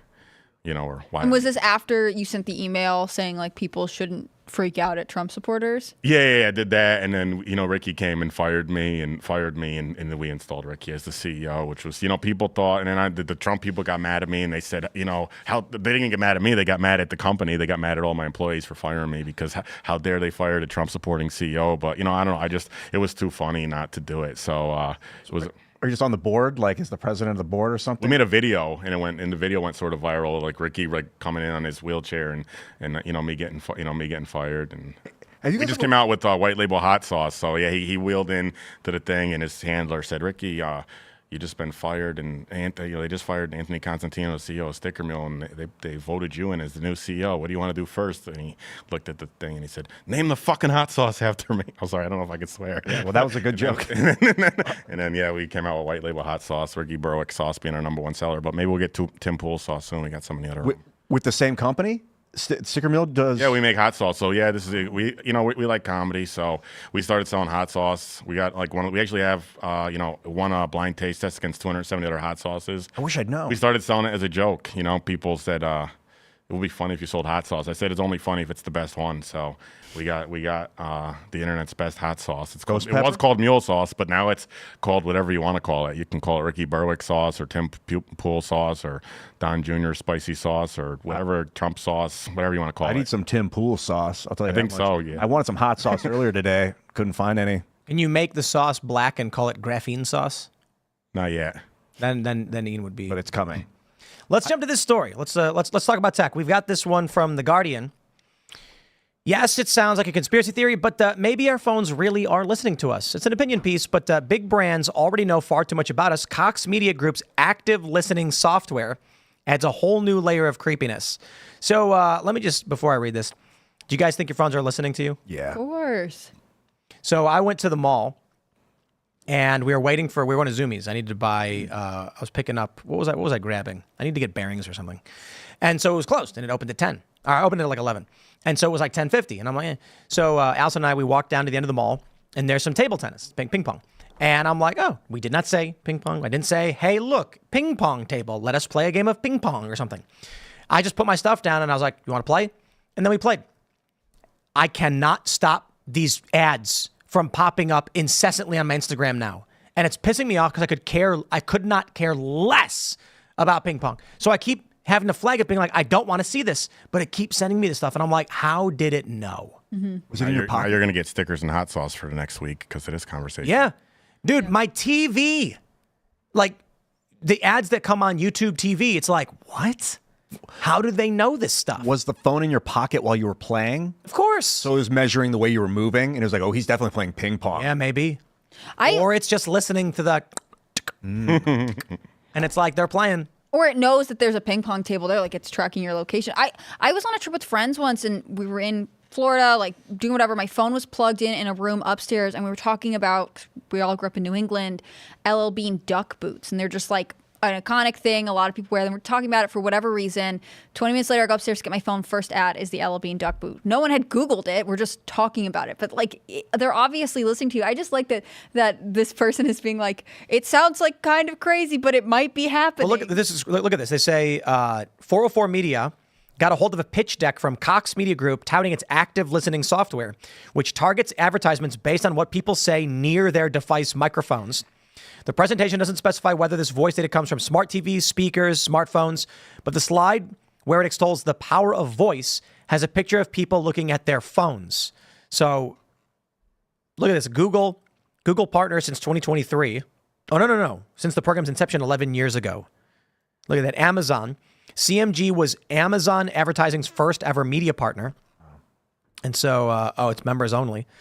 But it looks like they're saying it's true. When 404 Media reported on active listening last year, CMG's website had the following deleted blurb. What would it mean if you could target potential clients who are actively discussing their needs for your services in their day-to-day conversations? No, it's not a Black Mirror episode. It's voice data. No, it's a Black Mirror episode. But, also whatever you're trying to create. Look, man, I feel like we know this stuff is real. About 10 years ago, I did a video report on, I think it was Apple. People don't get this. In order for your phone to have voice activation, it has to listen to you 24/7. So people who have the phones where they'll like a voice, like you'll say a phrase, right? You know, like the Amazon device, you'll say its name and it turns on. In order for Amazon to translate what you say into commands, it sends it over the internet, translates it, and then sends the command back to the device, which means all devices have to always be listening to everything you say and waiting and sending it off to a third-party company to translate, who stores everything you say in data. And then once at any point the command phrase is translated, sends it back to your device and turns it on. Otherwise, voice activation wouldn't work. Or something that sounds like the command device. Which is really annoying because it happens a lot. Yeah, it's frustrating. Yep. It's almost like it's impossible to fathom that that's actually true. Like, it's such a mass surveillance that it's like... But they sold it to you as convenient. That's what gets me about all of this. Like, the phone thing, I'm surprised this article is titling it as sounds like a conspiracy theory. I feel like this is a very common thing. A lot of people just sort of shrug their shoulders at. They're like, oh yeah, it listens, it tracks everything you do. Like, there's nothing we can do about it, whatever. But especially with the, like, Alexas or the in-home devices, the fact that it was like you'd get these commercials and be like, well, you can ask it what time it is or to play music or to do whatever. It was sold to you as this convenience, like kind of fun new thing. But really what you're saying is there is a monitoring device in your home at all times and it's listening to you. I mean, that's so creepy to me. But people were like, I want one. I want one in every room. Yeah, there are things I won't do with my Amazon computer, which is order things directly from it. I guess you can tell it, machine, buy me the thing, and then it'll order it for you. But I kind of want to... It's still listening to you. Like, if you have one in your space, it's listening. Constantly. That's weird. Why would you want that? Have you ever...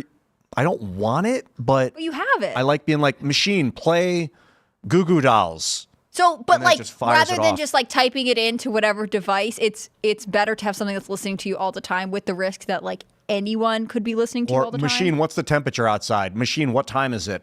Those are the main things I ask it, and it's so these small conveniences that you could look up on your phone. I'll be walking around sometimes, and I want to yell it out at the sky, like, machine, what time is it? And there's nothing around to answer me. Yeah, I'm just not going to say the word because I don't want to activate a trillion people's device all at once. We did that one time. We were talking about playing a song, and I got a message from people who work for our company that were like, please stop saying that phrase. It keeps... I could play some hot music on your machine at home if you're listening right now. Turn the volume up. You got to publish a songy, and then you can tell everyone to listen. I just published Graphene Dream.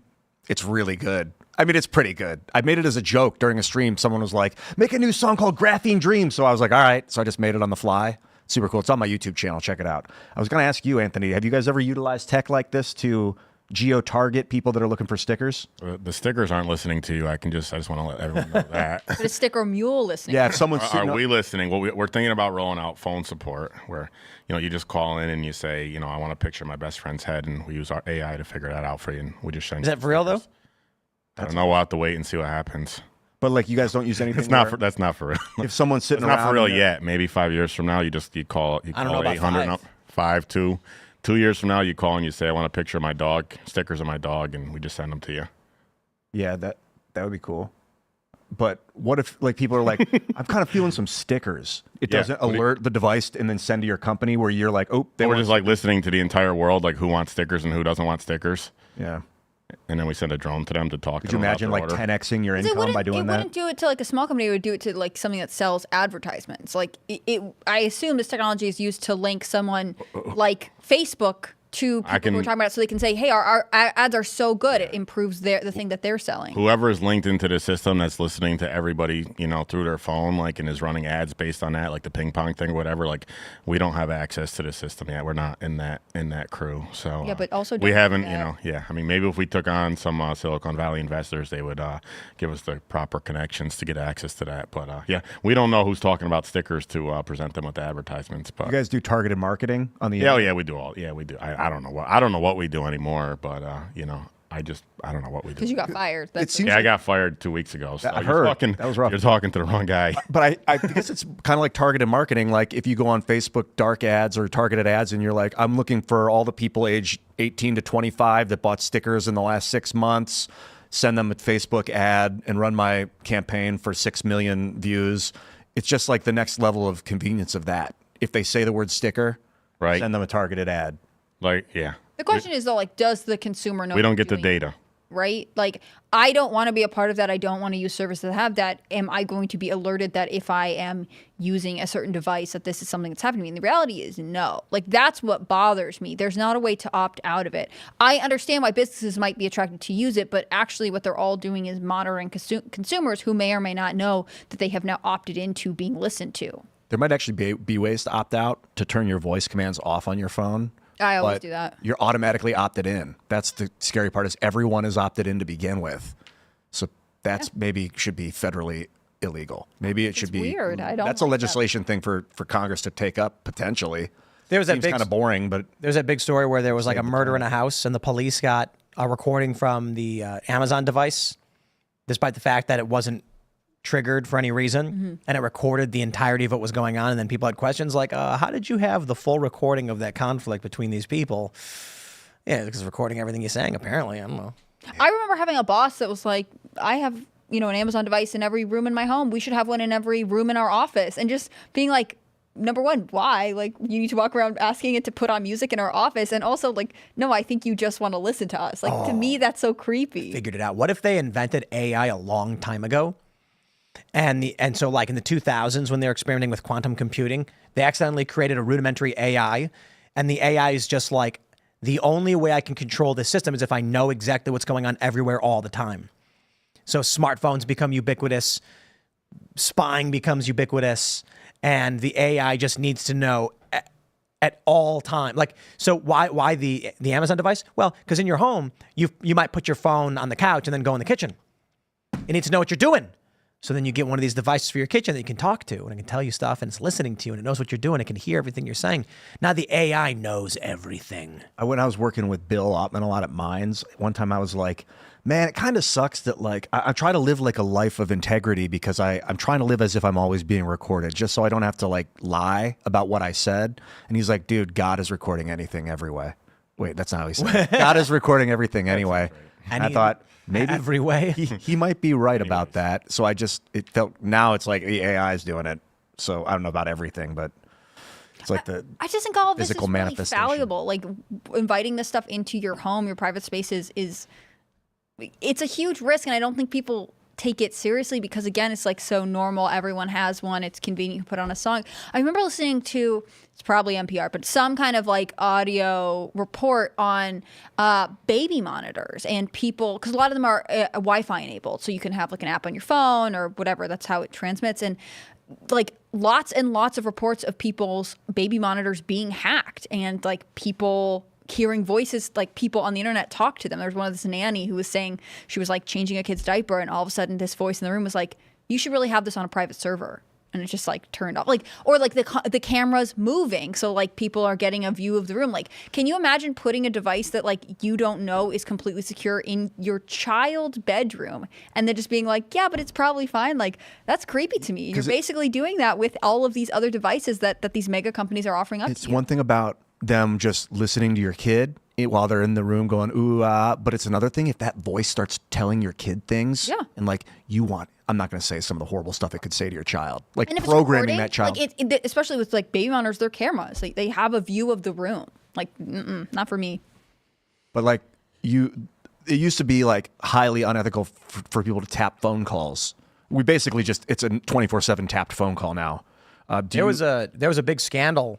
This is probably like 14 years ago. There was a company that was you can buy these cameras from the grocery, like from the store or whatever, and then they would upload everything to the internet.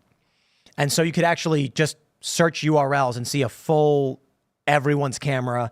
It was actually a pretty big, I don't know if it was a scandal or not, but people didn't realize that when they set up these home cameras that they were unencrypted and available for anybody to watch online.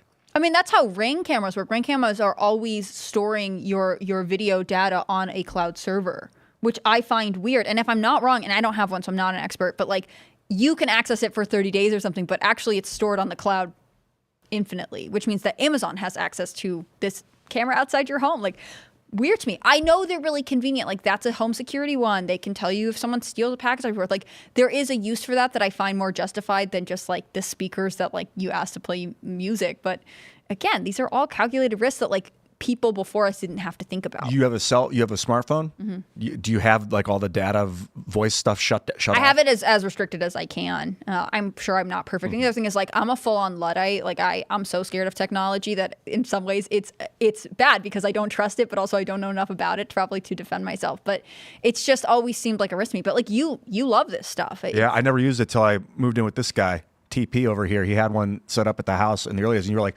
computer, turn the lights to 60%, make them fun. green, and it was awesome. And I was like, Yeah. whoa, I can play any song at any moment just by yelling it out. This is changing my life. Yeah, we used to have the light setup where you could just say device, set lights. Yeah, like you said, 60%, crimson, and then it would. Yeah, and that's super cool. But it's the music for me, being able to just yell out, play this song, and then all of a sudden it starts playing is like, wow. Is it? Yeah, we don't worth have it? those devices here anymore.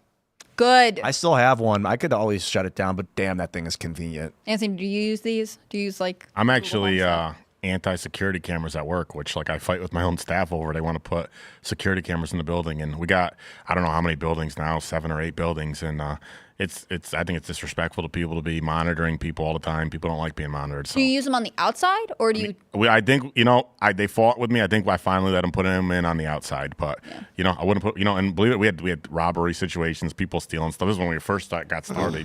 People would steal computers and stuff, and I still wouldn't put in the cameras. I'd rather deal with the robbery than the invasion of privacy. That's cool. I wonder when I go into the bathroom sometimes, I'm like, is there a camera in here?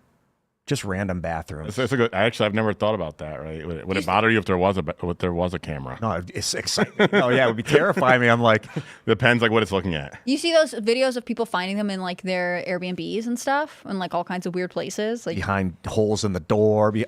Yeah, that's and if you're the Airbnb owner, probably similar arguments that your staff make. Like, you could be like, well, I just wanted to make sure that if something were damaged, I could go back and figure out what happened. But also, like, actually, probably you're using them for very creepy reasons. Have you had an Airbnb experience like that? No, I haven't, but also really freaks me out. I feel like maybe I don't check carefully enough. My best. I bet all of them have cameras in them. well, maybe I had an Airbnb with. all Well, no, of You had a camera, a secret camera in one? in my Airbnb. I don't know. It's a good question. Do we had a doggy camera? I don't know if it might be there. Yeah, I don't know. I wasn't paying attention to it. the one you guys were renting out. Yeah, we had a nice house in Mexico. Like, did you have to disclose that you had a camera? I wasn't in. I didn't. My girlfriend was in charge of that, so I didn't. I didn't do that. But You would think like they would have to disclose there is a camera here, just so you know. But then all of a sudden they're giving away their secret camera position in case you want to do something illegal and you want to go avoid the camera. So they're like, kind of defeats the purpose of the camera if you know where the camera's at, but maybe not quite. But it seems highly unethical to. But if it's their property, you're allowed to record on your property. I think you have to tell people you're recording them. Yeah, like Unless you're being a even- real creep, then you don't care about the rules. Well, no, I mean it's illegal. I mean, Airbnb is kind of crazy as it is. All of these, what's that one where you can rent cars? You ever see that one? Turo? Dude, how crazy is that? How's it work? So you go on the app, you find a car, you click rent, and then when you show up, you walk up and the car's there, and they tell you where the key is at. You drive the car around and you park it there and you leave. It's crazy. Yeah, I think Tesla's going to do that, but it's going to just come to your door. Dude, we Self-drive are. to your house. I don't think people realize how close we are to full self-driving. It's more of a human cultural issue, not a technological one.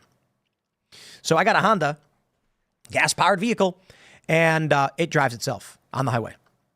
It has lane assist and cruise control, which means you turn it on and it drives itself on the highway. Tesla it can actually stop at stop signs and make turns and all that stuff. But the Honda has the rudimentary self-driving. So I go on the highway and it's taken care of. Now, maybe that's only 10% of driving or something, turns and whatever on a highway. But I'm with all the stuff that I'm seeing now with cars that are coming out, they all got the internal GPS and computers. They built in. Cars have been able to be remotely controlled for the past decade plus. There were those famous guys who hacked a couple cars and they could remote control your car. And people were like, well, how does the steering wheel turn? And it's like, it's motorized. It's already, they found a way to hack a car and drive it and even accelerate and everything. How is that possible unless these things are capable of self-driving? They've been. The only thing that I think's holding us back is cultural. People aren't ready for the mass sweeping of self-driving cars. It has to be rolled out gradually. So we're going to start seeing more and more. We've already seen in California and Texas, you've got those cars with the weird things all over them, and they drive themselves, and you order one, and it pulls up, and there's nobody in it. You sit down, it drives you. Nobody driving it. We're, I don't know, 5-10 years away from that. And the idea is no one will own a car. All cars will be self-driving electric. They will charge themselves when they're not being used and then swap out. And then when you need a car, you'll call it and it'll come and pick you up and drive. There'll never be traffic again. All the cars can move in perfect synchronization so that you never have to worry about stop and go traffic. That's what they're trying to build. I don't know how you guys feel about, I get mixed feelings about the rental culture. Like, I still own my music for the last, I'm 45 years old. Like, I'm used to buying CDs and tapes and like owning it so that if the power goes out, I can still play my music in the house.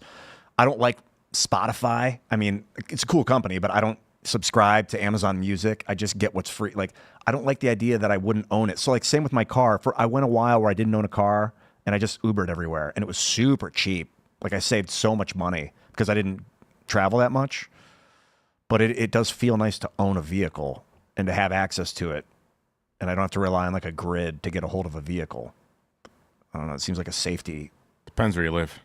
Yeah, I was in LA when I was Ubering a lot. Yeah, and there's other options there. Also, there was an abundance of Ubers, but if you're in like rural America, It's $130 to get an Uber to DC from where I live. Like, it's crazy. It's the cost of plane ticket to get to the airport to take a flight. It's nuts. Yeah. When we were thinking about places to do the show, it doesn't matter where you go. It's no matter where you set up, it's a flight to an airport and an hour drive. You go to New York City. It's like, no, you're going to Brooklyn. Yeah, it's an hour drive. You're going to be going 4 miles, and it's going to take you an hour. Oh, yeah. Yeah. So you got, and then I'm like, okay, so we'll go out to the D.C. area. It's an hour drive from the airport, but it's an hour drive at 65, 70 miles an hour. So Do you guys do You're going a lot further. the music rental stuff, or do you buy and own your own music these days? I just go on Pandora and press play. So you don't own like physical CDs or tapes? Oh, I got records. We got vinyl. We got vinyl downstairs here. It needs to be set up. Oh, awesome. Yeah, that's fun. The rule I wanted to have for the park is that for music, you have to put on a full record and let it play through and then flip it. So we don't do this stupid select Pandora stuff. But no one set up the speaker system yet. So Is it going to skip with all these people bouncing around on the... No, because it's out in a different room. And then the wires go out of the room. Yeah, there's something about playing We bought a 1990s sound system with a cassette, radio, CD player, and record player. Yeah, we're going to take it old school. More. I'm one of the people that I still put custom sound systems in my car. How's that work? You know, they rip out all the regular speakers and put in really expensive speakers and subwoofers and all that. Like, you know, the guys that drive down the block with the thing, the subs, you know, pumping and all that. And then, you know, the sound's the best with CDs. So, yeah, I still buy CDs. That's what I've heard, that CDs and vinyl sound better than streaming. Yeah, I haven't gotten into vinyl, but, you know, in the car, the CDs sound best. So, yeah, I'm still putting CDs in my car. All right, everybody, we're going to go to Super Chats. So if you haven't already, would you kindly smash that like button, subscribe to this channel, share the show with your friends, and go to timcast.com. That's www.timcast.com right now. Sign up in the top right or click join us. Become a member to support our work directly. We need your support now more than ever. Man, we are 2 months out from the election, and things are already getting crazy. It's September, ladies and gentlemen. I'm excited for Halloween. But Halloween's going to be right before the election, so, oh boy. All right, T-Bomb85 says, we finally know where Clint Torres is. Indeed. He's still here. Is this Dom says, Russia, Russia, Russia. You know, I can now say that I know how Donald Trump feels. I know how he feels. Scooby Dragon says, howdy, people. Howdy. Tacty Platty says, Sticker Mule is where I get my stickers. All right. Do you hear that a lot? Oh, yeah. Believe it or not, you know, I was in... when I first moved to Mexico, I was with my girlfriend, and we went to, she's Venezuelan, we went to Six Flags in Mexico, and I went on a ride with her, and her mom was waiting. She didn't really know anything about me, and they had these Sticker Mule shirts on. Somebody stopped her and said, Sticker Mule, how do you have that shirt? You know, in Spanish, they said, you know, and she said to her daughter, she said, who the heck's your boyfriend? You know, and this person stopped me in the middle of Mexico. So, yeah, we... So the brand gets right, but you... I mean, that's why, you know, when I said I support Trump, you know, people didn't know me, but, you know, the brand's very well known. We got 5 million or so customers, which is, you know, not a small number of customers. And I feel like that's kind of the best of both. Like, your company's doing really well, but also you have a level of, like... Yeah, you know, I stayed low profile except for this. You know, I just got, you know, I thought this is you only live once, and it's like this is a situation that if we don't get Trump in and this situation doesn't get fixed, I don't know. I'd like to see him in. I'd like to see the situation fixed. So I decided to speak up and do stuff like this, which maybe you guys can tell, maybe you can't. This isn't something I'm practiced with, but Right on. it's what it is. Here we go. We got Voice of the People says, first, the J6 committee uses your footage and you say something. Then they do it again. You hit them with a lawsuit. And now you're Russian propaganda. Remember that NGO list that had Tara Reid on it as well as you, Russiagate 2. I don't know what that NGO list was. What was that? Yeah, Raskin played my clip out of context and was lying about me. And it's funny because he represents like some of our employees live in his district. It's just nuts, man. Tara Reid got run through. I don't know what her story is exactly, but she was making claims about like Joe Biden doing sexual assault against her back in the day and then fled to Russia. Like, yeah, geez, I think it was while he was running for president when she started making the allegations. All right. Polly Piers says, today's my birthday. Happy birthday, Polly. Happy to hear. Happy birthday. Raymond G. Stanley Jr. says, Tim, for your Trump sit down, you should bring someone who is blue collar, someone who's a veteran, new to politics, anyone like that in your company. Ian. Very blue collar. Yeah. Mm-hmm. Oh, I don't know. Maybe Raymond. I was saying that that we should do a culture war sit down with Donald Trump. And I don't know if I want to do a one-on-one sit down with him, though, because I feel like a lot of those sit downs just turn into general life discussion stuff. And that's been done. And if we're going to do 2 hours, I want it to be more substantive than that. And so I kind of feel like I could go for an hour with him talking high level issues. And then it would slowly start tapering down to like, tell me about your business. Like, how did you do these things? And so one of your kids is your favorite. Yeah. And questions like, we all want to know about. I mean, I do have a lot of questions about his business. Like, how did you turn $1 million into $4 or $5 billion? And that's crazy. That'd be interesting to see, like, hear him basically talk about how he got that loan and how he made it work and all that stuff. Mm-hmm. But I was thinking, like, it would be good to have someone else so we could have, two different angles to the conversation. With Donald Trump? Yeah. Yeah, we should. I'll do that for sure. We got to talk graphene. Oh, you're nominating yourself. 100%. Yeah. Uh-huh. I've been here. That's why I'm here, bro. Let's take it to the top, my man. Yeah. There were some people saying that they would love to see Ian sit down with Trump because Trump would be, he'd be like, his reaction would be interesting. Is this guy real for the first 20 minutes? And then he'd be like, oh, he's cool. This guy's cool as hell. Robert Pointer says, convenient that this DOJ release comes out to undermine alt media voices ahead of the election. PsyOp, anyone? What is it? Is that an F? F these games, man. It is. When we were talking about it before, and I had a friend reach out to me and be like, is this about Tenet when the release came out? But the thing is, when I think about Tenet media, I actually don't think about culture war. I think about Taylor Hanson's reporting on like the pride parades and like all of that stuff, which I don't think of as being like explicitly pro-Russia. I think it's not about Russia at all. I know. So it just like, it is weird that Tenet, which has had these viral moments with this specific niche of reporting, is now part of this it's just getting linked to Russia, which is a democratic way of being like, we don't want to hear from you anymore. It's weird. That's basically what they're saying. I mean, I can say for the most part, like Benny Johnson's show, it's American politics. The argument is that American political opinions are disinformation or pro-Russia. That's it. It could be a psyop within a psyop. It's just crossed my mind. Like it could be someone who wants to discredit people that get involved with the company and they don't even care about the politics. Who knows? I don't know. Discourage people from sharing their clips and All stuff. I know is I want to make sure everybody knows that culture war will continue to exist no matter what, because it was a licensing agreement. So the show existed before. Nothing's changing. Literally nothing. It will be the exact same show it's always been, and we'll continue to advance whatever it is we are advancing, and it's totally independent and whatever. So whatever that means, I don't know. I like the way you. But I suppose the argument they're making is Putin's still coming on the show, right? Yeah. If we can get Putin and Kamala Harris together for an after interview, this. that'd be so cool. I'm joking. The argument I think they're making is that the deals they did with the likes of me, Ruben, and Benny were to build up an audience that they could then use to make their own content. So not that we were producing anything not that we specifically were producing anything for Russian interests, but that they needed a way to build up an audience. And so that's the only thing I guess that makes sense. Sure. But it doesn't matter. In this political landscape, the media is just going to say Russian propaganda or whatever garbage because they don't, they're not smart people. Anyway, let's grab some more super chats. Huron Bearcat says, apparently the Waltz family is backing Trump. That's right. We talked about it. That's pretty bad news. I like that they distinguish themselves as the Nebraska Waltzes. They're like, not like that Minnesota guy. Van E says that the timing is crazy. Retaliation for Kamala. Well, I don't know. I mean, whatever it is they've been doing for a long time. Some people suggested it's only September. A story like this should come out later, closer to the election. So, whatever. It is funny, though, because as for the Kamala thing, Clay Travis pointed out this clip that they posted where they accused me of advocating for what is tantamount to genocide, which is insane and a lie. It's from June 1st or May 31st. And he's like, why would they be sitting on this for so long? Only to put it out now. Which was that? Which one was When that? Laura Loomer was on. Yeah, you pulled that like because the conversation went sideways. Because she called for because she advocated for the death penalty. Yeah, that's the. And then we were like, nope. I know. And the context of it was me saying, if you want to charge Democrats, you need real evidence, real investigations. So we have to make sure that Trump brings on a good AG.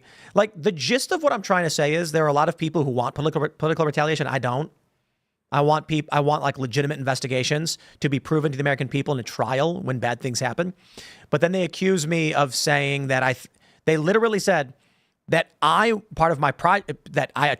said Tim Pool's a Trump operative and his Project 2025 plan is to give Trump unchecked legal authority to jail and execute anyone who doesn't support him if he wins. Right. Which I'm like feverishly opposed to the death penalty. And then you just have to sue because otherwise it's the kind of thing that people can keep doing over and over again if you don't nip it in the bud. It's not.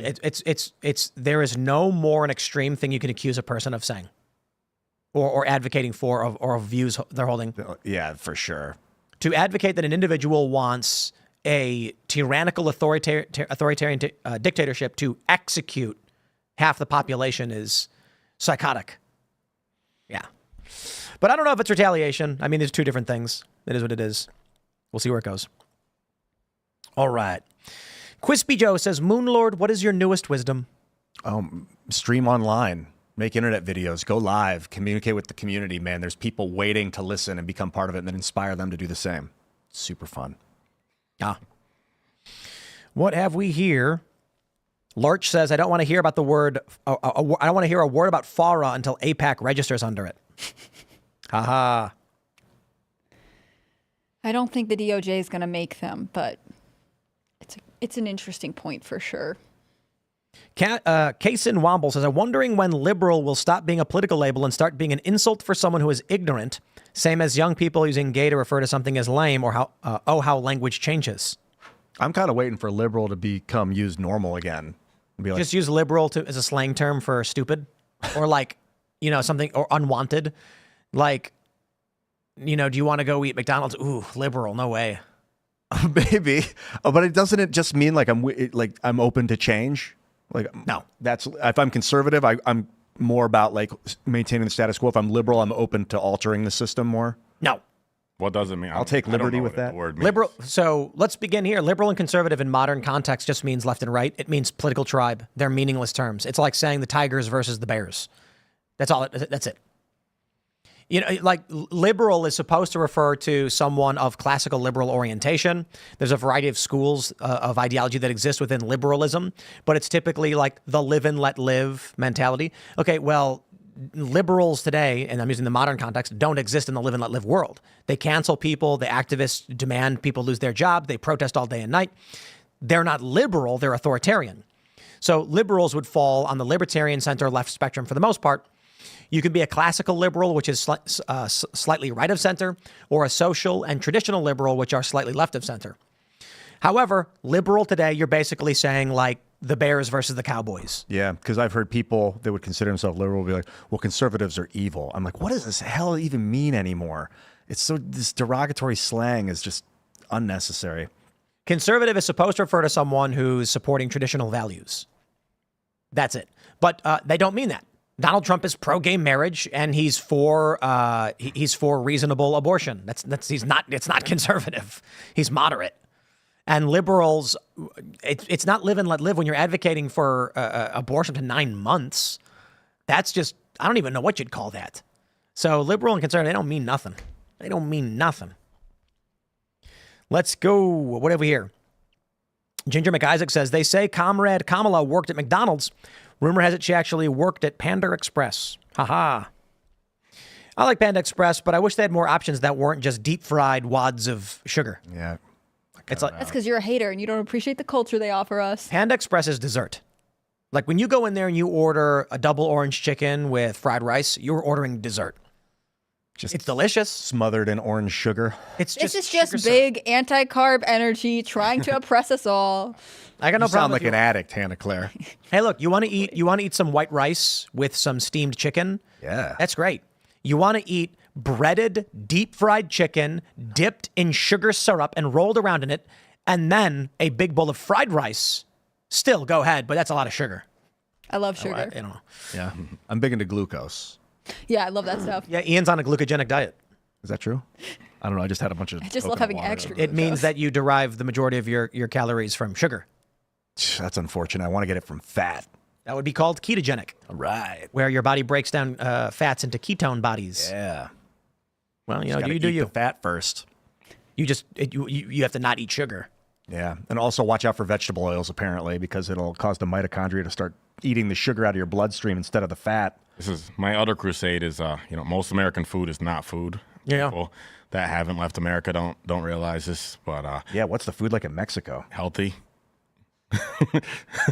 It's mostly freshly cooked stuff, healthy, home cooking. I go there, I lose weight like it's nothing. Oh yeah. And people don't live that don't like exit America don't realize, most of what we eat is not food, and It's not food, man.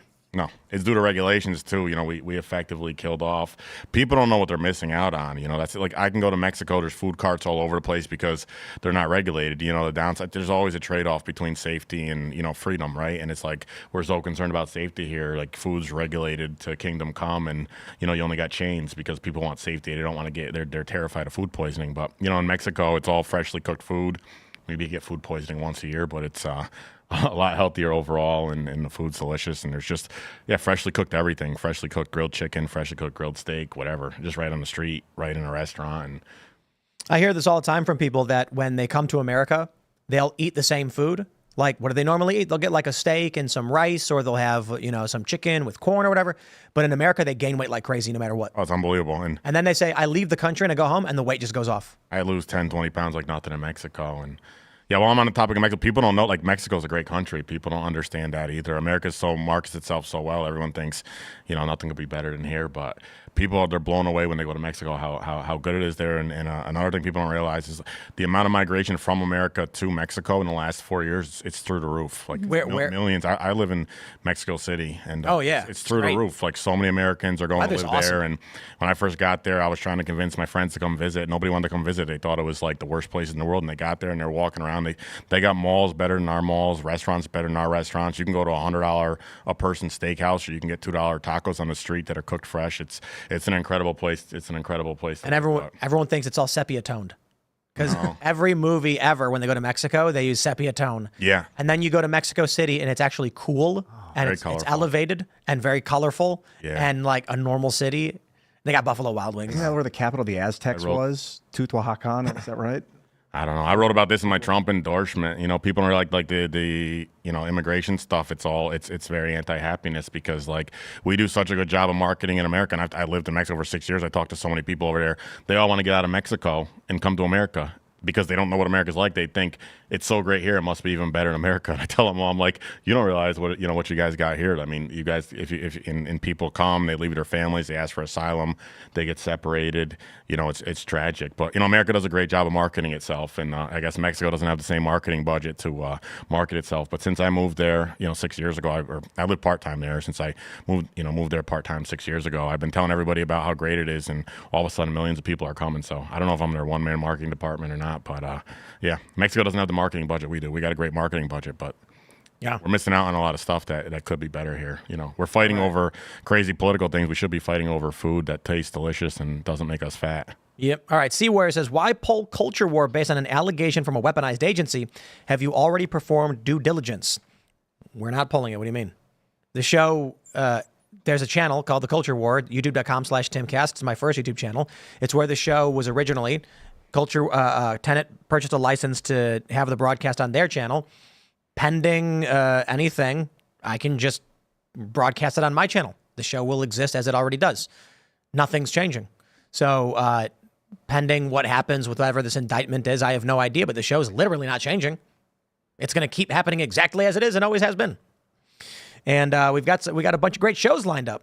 This Friday on the Culture War, we've got John Devaney, Benyam Capel, and Shane Cashman. And what do we have coming up later on? We have I don't know what else we have on the list, but we've got a mob boss coming on the show. I'm really excited for that one. Awesome. Yeah, and he might be a current mob boss. They say former, but he might be a current Once one. in the mob, always in the mob kind Who of thing. knows? I don't know. We're gonna hear what he has to say we set the show up because you ever see A Bronx Tale?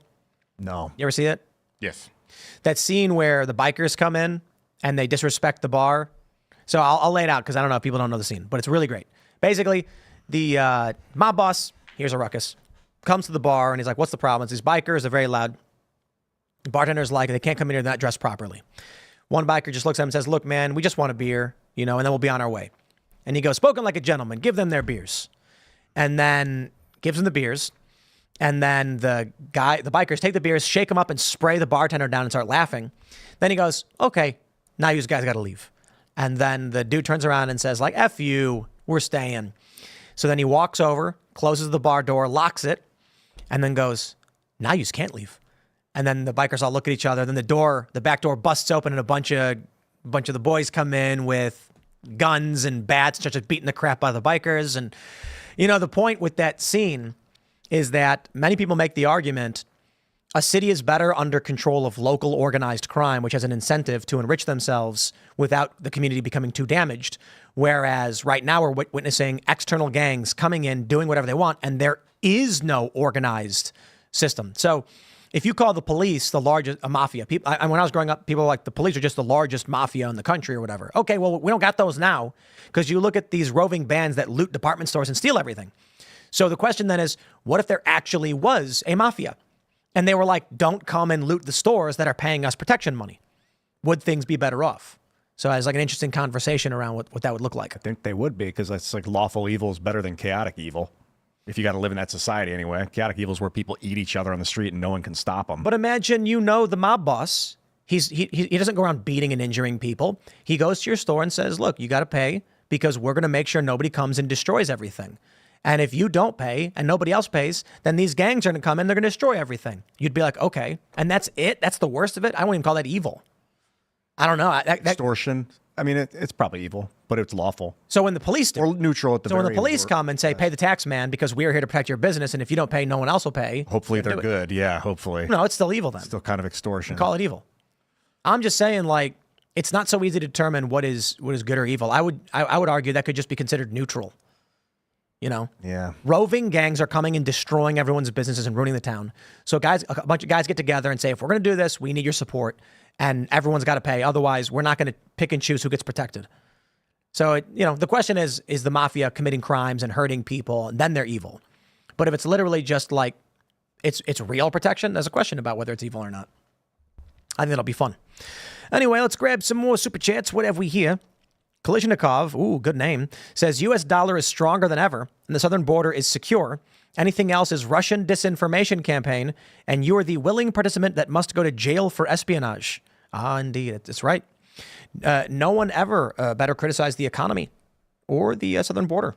I also wanted to add, there is no war in Ba Sing Se. That's right. There is no war. What have we here? A lad who ate 4 dozen eggs. That's too many. YouTube deleted my super chat, so I'll donate again. Waltz's family endorsed Trump. Let's go. Yeah. And then Trump thanked him for it. Apparently Trump wants to meet with him. That'd be funny. Michael Beacon says, thanks, Anthony, for taking a stand for sane political discourse. I'll definitely be using Sticker Mule for my next crowdfund for my comic, 7 Legions, and next time I need hot sauce. A lot of people were saying it was profound how you were explaining how people can be intimidated by mail-in voting. I'd never thought of that before, the intimidation factor of someone that being like, have you filled your thing out for? Yeah, it's odd. I don't know why no one else talks about this issue. But hopefully people hear this and people start realizing this is the big problem with it. We talked about, too, like parents, if they've got 18 to 20-year-old kids who still live at home, they come in and the mom goes, fill out your ballots and vote for the Democrat. And the kid's like, sure, whatever. Exactly. Boom. And now that kid would never have gone to vote. But the mail-in vote is right there, and they'll get it. And that kid doesn't know what they're voting for, doesn't care what they're voting for. And then they're wondering why it is in California they're giving out $150,000 loans to non-citizens, to illegal immigrants, and Gen Z can't get a house. I hope everyone in Gen Z hears that, and I hope you share it with everyone in Gen Z. You can't buy a house, you can't afford a house, you can't find a good job, and California is giving $150,000 to illegal immigrants to own homes. Is that effective? That's an effective loan program now? So it hasn't. I don't know if Newsom signed it yet, but Nancy Pelosi effectively endorsed it, saying, well, it's for the American dream for everybody. Everybody should own a home. And it's like, okay, well, let's start with Gen Z first. Let's do triage. All I right? saw her on Bill Maher, and he's like, they're not citizens. Yep. She's like, well, they should be. Or And she's like, I want to move them to Only a document matter it. of time, she says. Yep. Seeking the Kingdom says, tell Constantino I love his hot sauce and the Russell brand stickers were dope. Right on. What have we here? John Eden says, how did the DOJ find out about any of this? And why were they investigating Tenet in the first place? Something smells fishy. That is interesting. It's a good question. What would have prompted them to begin an investigation of Tenet Media in the first place? It's a good question. Generally, I think that they are monitoring anyone affiliated with RT really intensely because they hate RT. So, but if you read the indictment, the crazy thing is it looks like great efforts were taken to obfuscate the source of revenue. I suppose, though, if these people were actively involved, they knew who they were and they knew they were lying about their identities, then nothing you're not obfuscating anything. It's like they know who you are. So, I don't know. We'll see. I don't know what's true. Indictments, it even says on the DOJ website, these are not proven true. These are allegations, and there still has to be, criminal hearing or whatever it may be. But the other interesting thing is that they're only going after the Russians. No one else involved. So, I have no idea. I don't know. But Culture War will be live this Friday. YouTube.com/Timcast. It'll be fun. Just because I'm free says the DOJ and Biden administration are accusing Russia of influence. I'll just repeat what Obama said. The 1980s called and they want their policies back. Haha. The Moon Guy says the Soviet Union in the 50s and 60s ran propaganda studies in the news on their citizens, and they found it only takes 3 weeks for people to believe it, to believe a lie. Indeed. And then it becomes history. It becomes sustained fact. And then people say, well, everybody knows about X. Everybody knows this thing happened. All right. Sean H. says, shut up, Ian. He literally said, I'm not going to be a dictator, but they call him a liar no matter what he says. Every detractor says he lies, but never say what the lies are. I was actually shutting up. I was trying to understand that in total.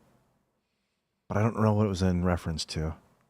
That people say Trump's a liar, but they never reference what he's lying about. Yeah. I mean, I don't know. He said everyone says I don't know. Anyway, okay.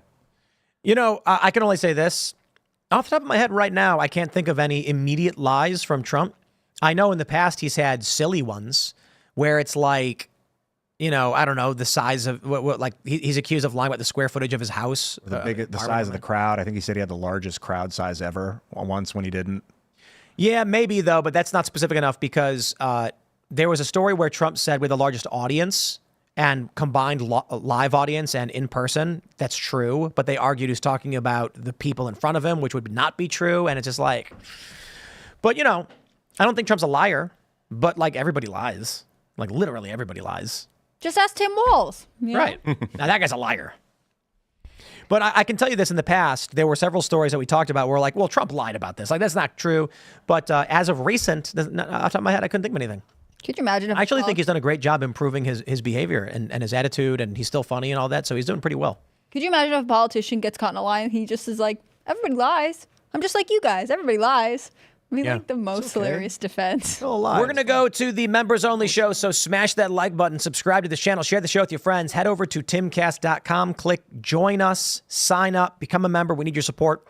Members only show is going to be fun, not so family friendly, but pretty funny.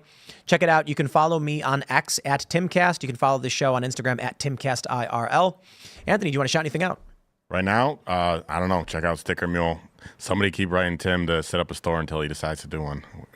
Well, someone here will. Timcast Sticker Mule store. Right. Stickermule.com/Tim Pool. Right. We need that URL. Stickermule.com. Can people follow you anywhere? Me? I'm on Twitter, I guess, right? X. Yeah. AC132. But like I said, I'm a what's the word? I don't know how to pronounce it. It starts with an L and ends with an E. Luddite. Luddite. But yeah, I don't really use. I mean, I'm starting to use social media.